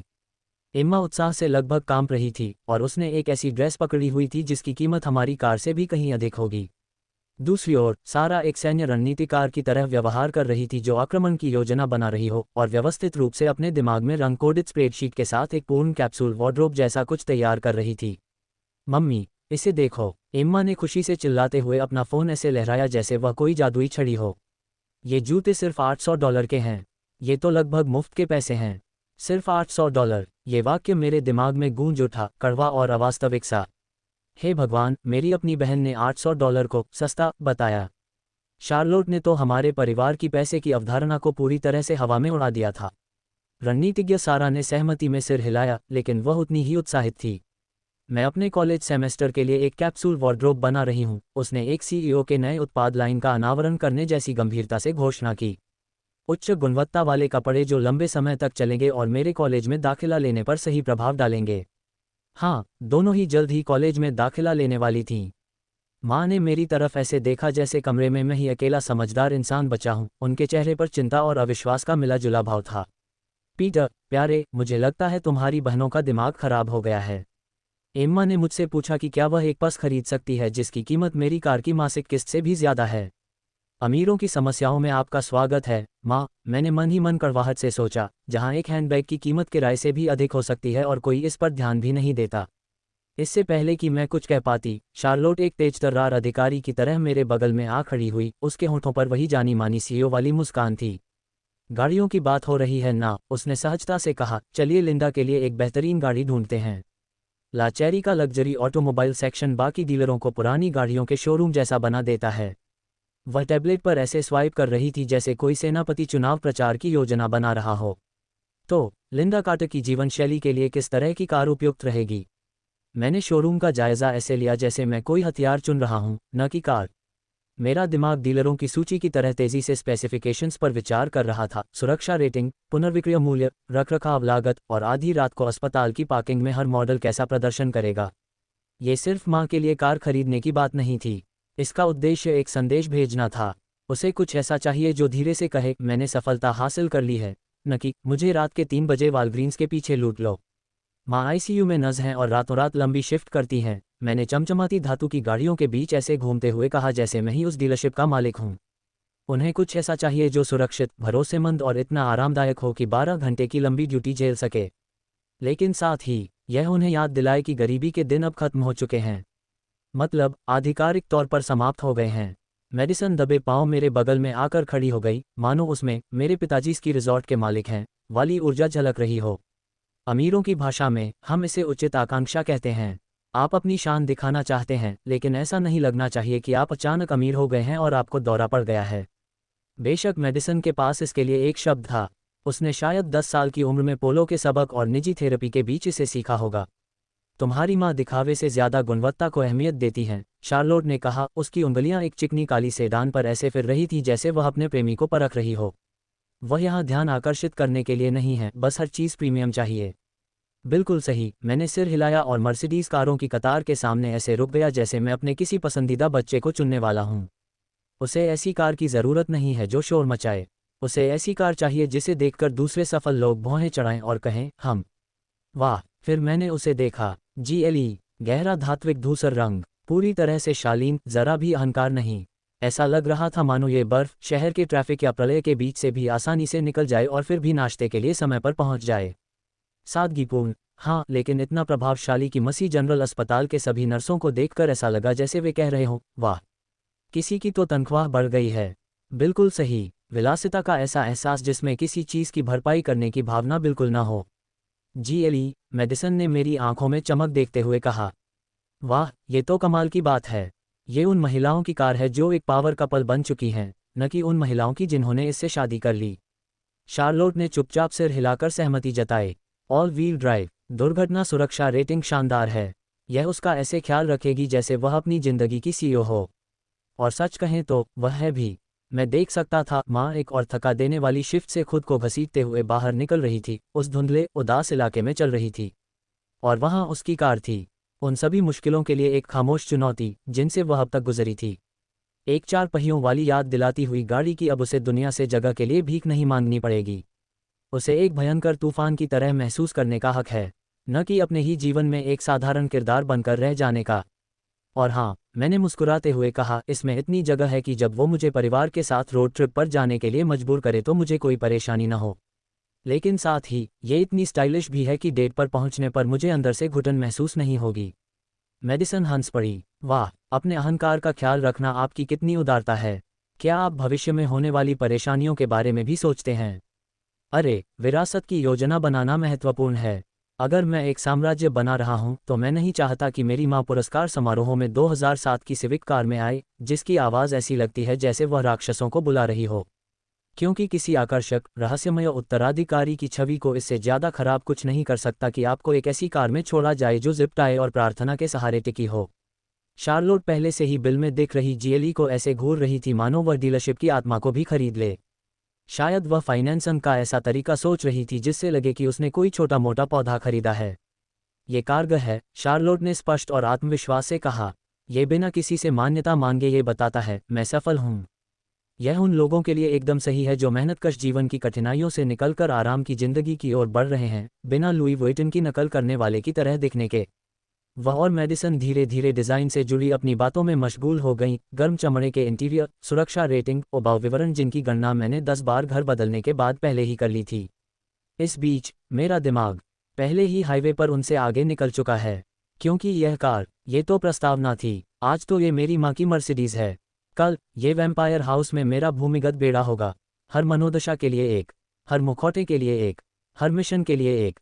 जीएलई, पारिवारिक रात्रिभोज, चैरिटी कार्यक्रम, ऐसी बैठकें जहां लोग आपको धोखा देने की कोशिश करने से पहले विनम्रता का दिखावा करते हैं। मेडिसन के साथ डेट पर जाने के लिए कुछ और भी चुलबुली चीज़ चाहिए होगी। सूर्यास्त के समय ड्राइव के लिए एक फोल्डेबल कार जो चीखों के साथ खत्म हो, जाहिर तौर पर उसकी चीखें। चमड़े की सीटें और एक साउंड सिस्टम जो उससे भी ज़्यादा जोर से आवाज़ करे। इसाबेला जैसी महिलाएं, खतरे की दीवानी, ऐसी महिलाएं जो राज रखना चाहती हैं और शायद थोड़ा पाप भी। उन्हें कस्टम टिंट वाली और बिना नंबर प्लेट वाली काली सेडान कार चाहिए होगी। कुछ ऐसा जो फुसफुसाए, वह तुम्हें नज़रअंदाज कर सकता है या तुम्हें दफना सकता है। क्या तुम तैयार हो मेरी नई प्रेमिका जेनेट के बारे में? मुझे अभी पता नहीं था, लेकिन मेरे पास एक योजना थी। गैराज इच्छाओं, अराजकता और रणनीतियों की एक गैलरी होगी। लैम्बोर्गिनी, उन सीईओ की पत्नियों के लिए जो अपने मध्य जीवन के संकट से गुजर रही हैं और इसे हाई डेफिनेशन में देखना चाहती हैं। विंटेज मोटरसाइकिल, उन कला प्रेमियों के लिए जो चोटों और कविता की दीवानी हैं। हर वाहन मेरा एक अलग रूप है, हर इंजन एक अलग कल्पना है। वह कार्यकारी अधिकारी जो बोर्डरूम की लड़ाई के बाद रेंज रोवर में धमाल मचाना चाहता है। वह प्रभावशाली हस्ती जिसे अपने अनुयायियों से मेल खाने के लिए एक हाई प्रकार की आवश्यकता है। वह सेनेटर की पत्नी जिसने बुश प्रशासन के बाद से चरम सुख प्राप्त नहीं किया है और उसे ऐसा महसूस करने की आवश्यकता है जैसे वह स्वयं अमेरिका को धोखा दे रही हो। यह इस बात का सबूत है कि मैं हमेशा से ऐसा नहीं था। एक समय था जब मैं एक गरीब बच्चा था जो सिक्के गिनता रहता था और हाई स्कूल के उन धुरंधरों से बचता रहता था जो बदमाशी को अपना व्यक्तित्व मानते थे। कैफेटेरिया के कूड़ेदानों से लेकर गराज के कस्टम फ्लोर तक, वाईफाई के लिए प्रार्थना करने से लेकर वाईफाई कंपनियों को खरीदने तक। ऐसे व्यक्ति के लिए बुरा नहीं है जिसके नाखूनों में खून लगा हो और जिसके सपने शहरों को निगलने वाले हों। सच कहूं तो वो तो हद से ज़्यादा गर्म था। जैसे ही हमने लग्जरी ऑटोमोबाइल शोरूम में कदम रखा, मुझे वह एहसास हो गया। मेरे परिवार से निकला वह सांस्कृतिक झटका पूरे शरीर में ऐसे गूंज रहा था जैसे किसी कश्मीरी स्वेटर पर बिजली का झटका। यह कोई शोरूम नहीं था, ये तो हॉर्स पावर और बैंक खातों की पूजा करने के लिए बना एक गिरजाघर था। ऐसी जगह जहां फर्श भी आपके सामने झुक जाता है। इतना महंगा पॉलिश किया हुआ संगमरमर, मानो उस पर कोई लोन भी हो। हर चीज़ इतनी चमक रही थी मानो उसे उंगलियों के निशान से एलर्जी हो, और कसम से संगमरमर का फर्श हमारे पैलेस के जूतों को वास्तविक समय में परख रहा था। माँ एकदम जम सी गई, मानो वह महारानी के निजी तहखाने में भटक गई हो।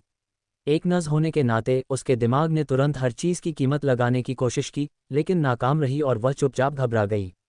उसकी नस वाली सहज प्रवृत्ति जागृत हो गई, उसकी आंखें शोरूम का इस तरह से जायजा ले रही थीं जैसे वह किसी ट्रॉमा वार्ड में प्राथमिक उपचार कर रही हो, सिवाय इसके कि टूटी हड्डियों के बजाय वह लाखों डॉलर के प्राइस टैग का आकलन कर रही थी। पीटर, उसने फुसफुसाते हुए कहा, मानो हम किसी अरबपति के गराज में घुसपैठ कर रहे हों।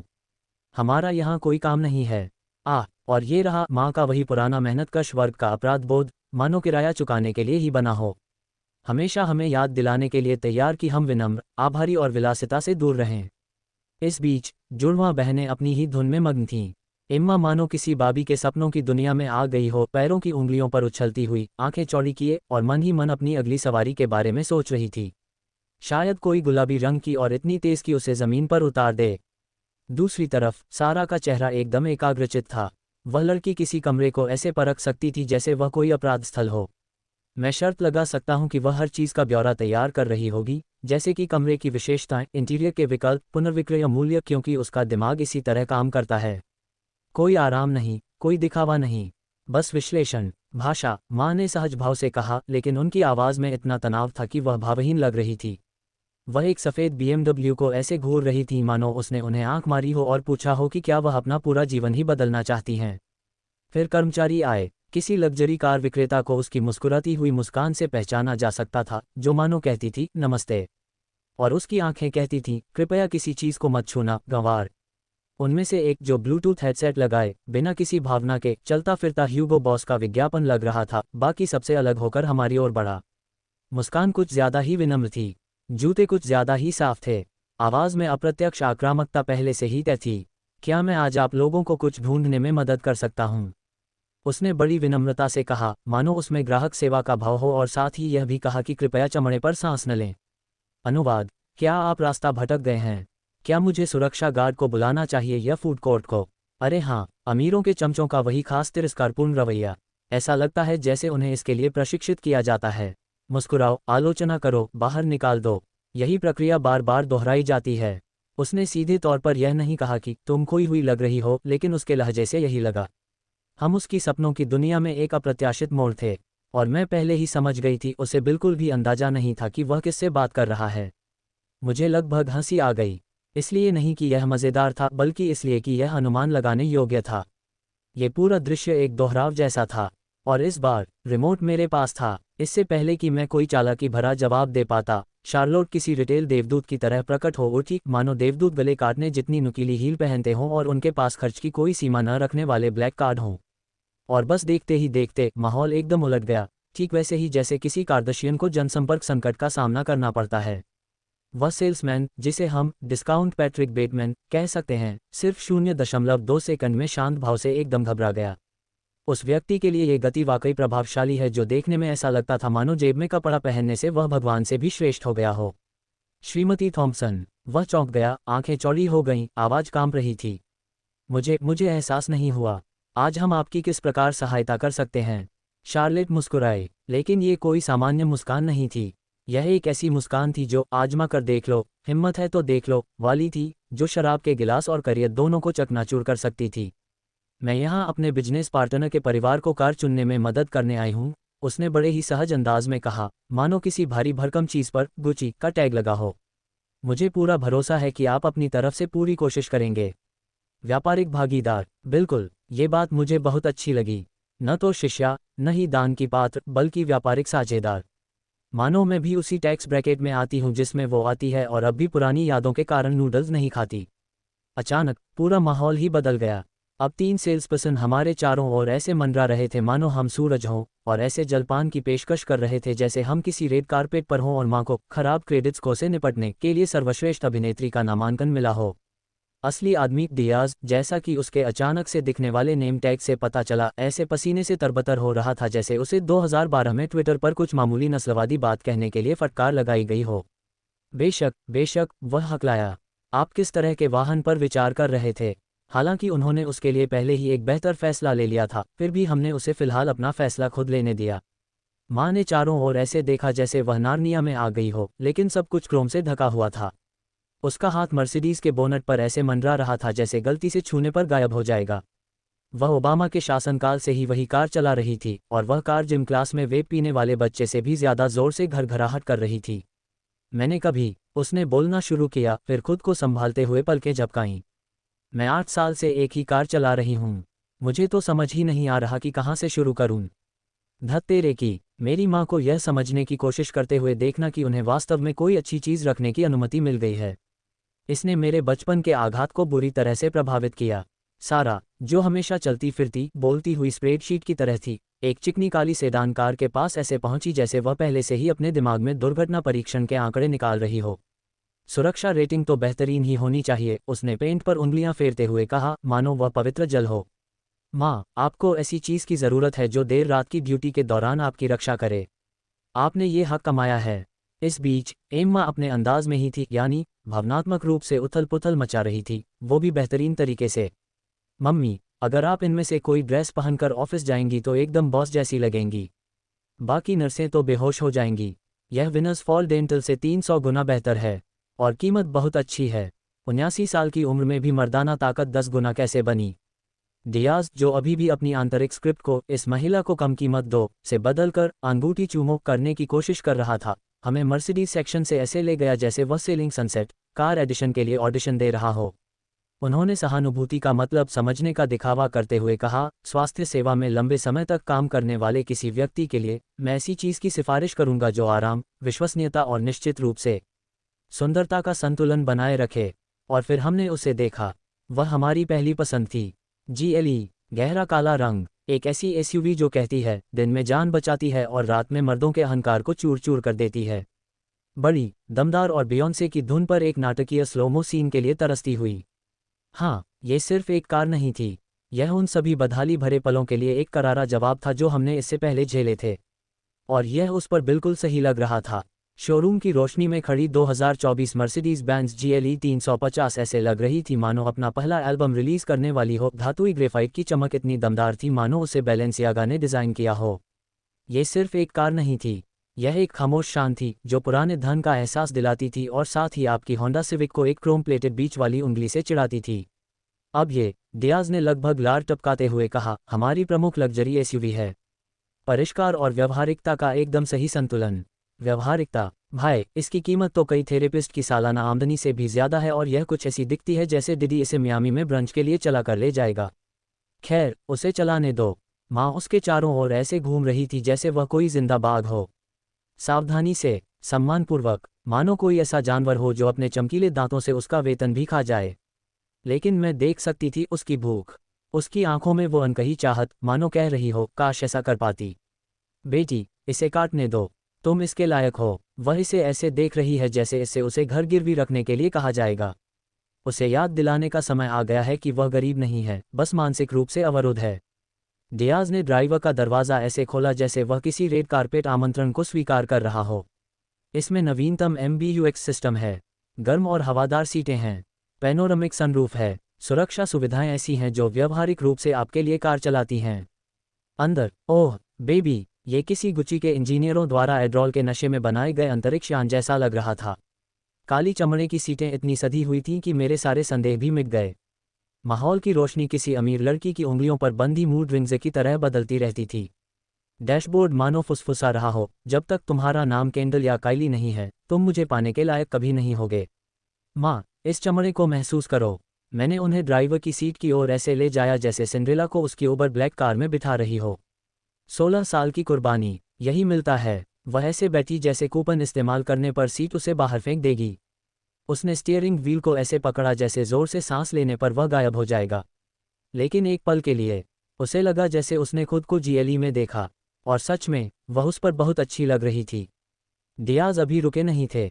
2.0 litre turbo engine, 255 horse power, 9 speed automatic transmission, all wheel drive. कुल मिलाकर आप इस गाड़ी को बर्फीले तूफान में भी चला सकते हैं और तब भी शानदार दिखेंगे।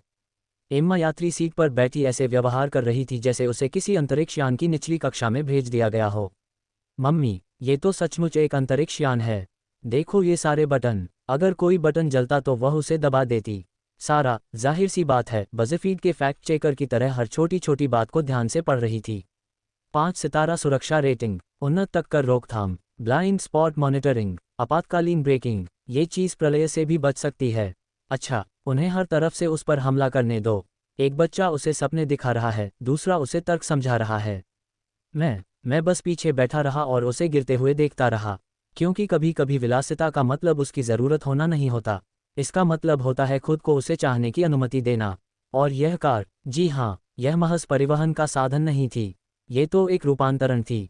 और माल ढुलाई की जगह, डियाज बोलते रहे, मानो हम सब मनोवैज्ञानिक रूप से किसी खाई के किनारे पर खड़े न हों। उसने हल्की हाइड्रोलिक फुफकार के साथ पीछे का हैच खोला, जिससे किराने का सामान, ट्रॉमा किट या टूटे हुए सपनों को ढोने के लिए पर्याप्त जगह दिखाई दी, जो भी उस सप्ताह की ज़रूरत हो। पावर लिफ्ट गेट, हटाने योग्य फ्लो पैनल, 60/40 स्प्लिट फोल्डिंग सीटें, बहुत अनुकूलनीय। माँ एक बार फिर ड्राइवर की सीट से बाहर निकली और जीएलई के चारों ओर ऐसे चक्कर लगाने लगी मानो पलक झपकते ही वह गायब हो जाएगी। लेकिन अब उनके कदम डरपोक नहीं थे, उनके कंधों में अब कुछ हलचल थी, भार का बदलाव, जैसे वह चुपचाप खुद को चाहने की अनुमति दे रही हो। पीटर, उसने धीमी और कांपती हुई आवाज़ में कहा, ये बहुत ज़्यादा है, इस कार की कीमत शायद मेरी 1 साल की कमाई से भी ज़्यादा है। बस वही था, गरीबी से जुड़ी पुरानी सोच, मानो उसका गला जकड़ रही हो। पीढ़ी दर पीढ़ी चली आ रही वह गहरी शर्म, किसी अभिशाप की तरह। नहीं, आज नहीं, हम उस शोर को खत्म कर रहे हैं। मैं अंदर गया, उसके हाथ पकड़े और उसे मजबूर किया कि वह मेरी आंखों में देखे। माँ, तुमने 16 साल तक अपना शरीर, अपनी नींद, अपना मानसिक संतुलन कुर्बान किया उन 3 बच्चों को पालने में जो खून के रिश्ते से तुम्हारे नहीं थे। तुमने हमें एकजुट रखने के लिए खुद को टुकड़ों में तोड़ दिया। अगर इस बर्बाद दुनिया में कोई इसके लायक है, तो वह तुम हो। शार्लेट ने उस घातक शांति के साथ हस्तक्षेप किया, जो किसी भी बहस को हस्ताक्षरों से खत्म करने में माहिर होती है। इसे उस नौजवान को पालने पोसने का बोनस समझो जिसने अभी अभी मेरी कंपनी को बचाया है। आपने पीटर में तब निवेश किया था जब वह सिर्फ एक आम बच्चा था और उसके पास अव्यवस्था के सिवा कुछ नहीं था। अब इसका लाभ उठाने का समय आ गया है। माँ की आंखें अब भरी हुई, बेजान और चौड़ी थीं, मानो उन्हें समझ ही नहीं आ रहा था कि उनके पैरों तले ज़मीन कैसे खिसक गई। मानो उन्हें यह मानने से डर लग रहा था कि यह कोई साजिश नहीं है, कि इसमें कोई चाल नहीं होगी, कि यह संघर्ष हमेशा के लिए नहीं चलेगा। डियाज हिचकिचाया। इस गाड़ी की एमआरपी $87,450 है, उसने सावधानी से कहा, मानो वह कीमत देखकर किसी को चौंकाना नहीं चाहता था। शार्लेट ने जरा भी हिचकिचाहट नहीं दिखाई। हम इसे ले लेंगे। प्रीमियम विकल्प, विस्तारित वारंटी। उसने एक काला कार्ड निकाला, ऐसा कार्ड जिस पर कोई सीमा नहीं थी, कोई अपराधबोध नहीं था, कोई माफ़ी नहीं, और उसे ऐसे दे दिया जैसे मैनिक्योर का भुगतान कर रही हो। मानो $90,000 का मतलब उस संख्या को बोलने में लगने वाले समय से भी कम हो। हे भगवान, शार्लेट ने कार पर मेरी माँ की कमाई से भी ज़्यादा पैसे खर्च कर दिए जब से मैं जवान हुआ हूँ। माँ सचमुच पीछे की ओर लड़खड़ा गई और कार के दरवाजे के किनारे को पकड़कर संभल गई। शार्लोट, मैं नहीं कर सकती। ये तो हो चुका है, शार्लोट ने बड़ी सहजता से कहा और कागजात पर ऐसे हस्ताक्षर किए जैसे वह अपना भाग्य तय कर रही हो। इसे उस दुनिया के लिए किए जाने वाले लंबे भुगतानों की शुरुआत समझो जिसे पीटर बनाने जा रहा है। एम्मा खुशी से झूम रही थी।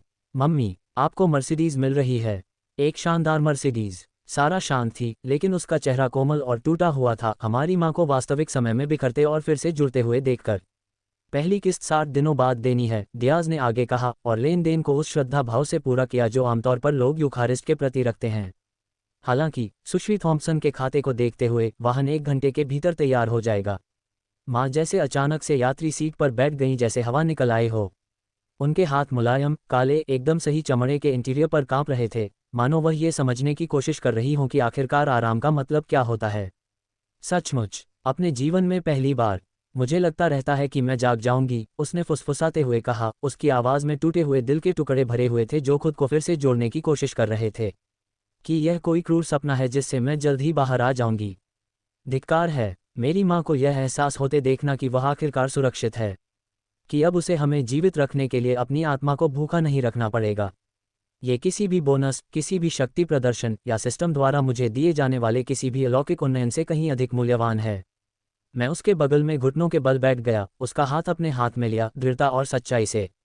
ये सपना नहीं है, यह अब हमारा जीवन है, तुम्हारा भी। ये तो बस पहला कदम है। शार्लेट चाबियों और अनुबंधों के साथ फिर प्रकट हुई, उसका चेहरा पहले से नर्म था लेकिन फिर भी इतना तीक्ष्ण था कि हीरे भी काट सकता था। श्रीमती कार्टर, आपका बेटा दुनिया बदल देगा। मैं कम से कम इतना तो कर ही सकती हूँ कि उसके परिवार को फिर कभी दुनिया से भीख न मांगनी पड़े। जब हम उस डीलरशिप से निकले तो माँ के पास सिर्फ एक कार की चाबी नहीं थी, उनके पास आज़ादी की चाबी थी। गरिमा की चाबी थी, एक नई बेमिसाल हकीकत की चाबी थी। उसने उन चाबियों को ऐसे थाम रखा था मानो वे सोने और बदले की भावना से बनी हों। मानो वह उन सभी रातों की हड्डियों को थामे हुए हो जिनमें वह बिना सोए, बिना भोजन के या बिना उम्मीद के गुजरी थी, और इस बार उन्हें दफनाने की जिम्मेदारी उसी की थी। रोटी खरीदने के लिए सिक्के गिनने से लेकर ऐसी कार खरीदने तक जो ज्यादातर लोगों की तनख्वाह को नाश्ते में ही खा जाए। सब कुछ एक ही दोपहर में। जब आप केवल जीवित रहने की बजाय अपना खुद का साम्राज्य बनाना शुरू कर देते हैं तो यही होता है। ये सिर्फ एक लग्जरी एसयूवी नहीं थी, ये तो भूत भगाने का एक घिनौना अनुष्ठान था। मेरे दोस्तों, अगर आपको नोवेल पसंद आए तो वीडियो को लाइक कर दो, कमेंट कर दो और मेरे चैनल नोवेल एक्सप्लेनर को सब्सक्राइब कर दो ताकि आपको नया वीडियो तुरंत मिल सके।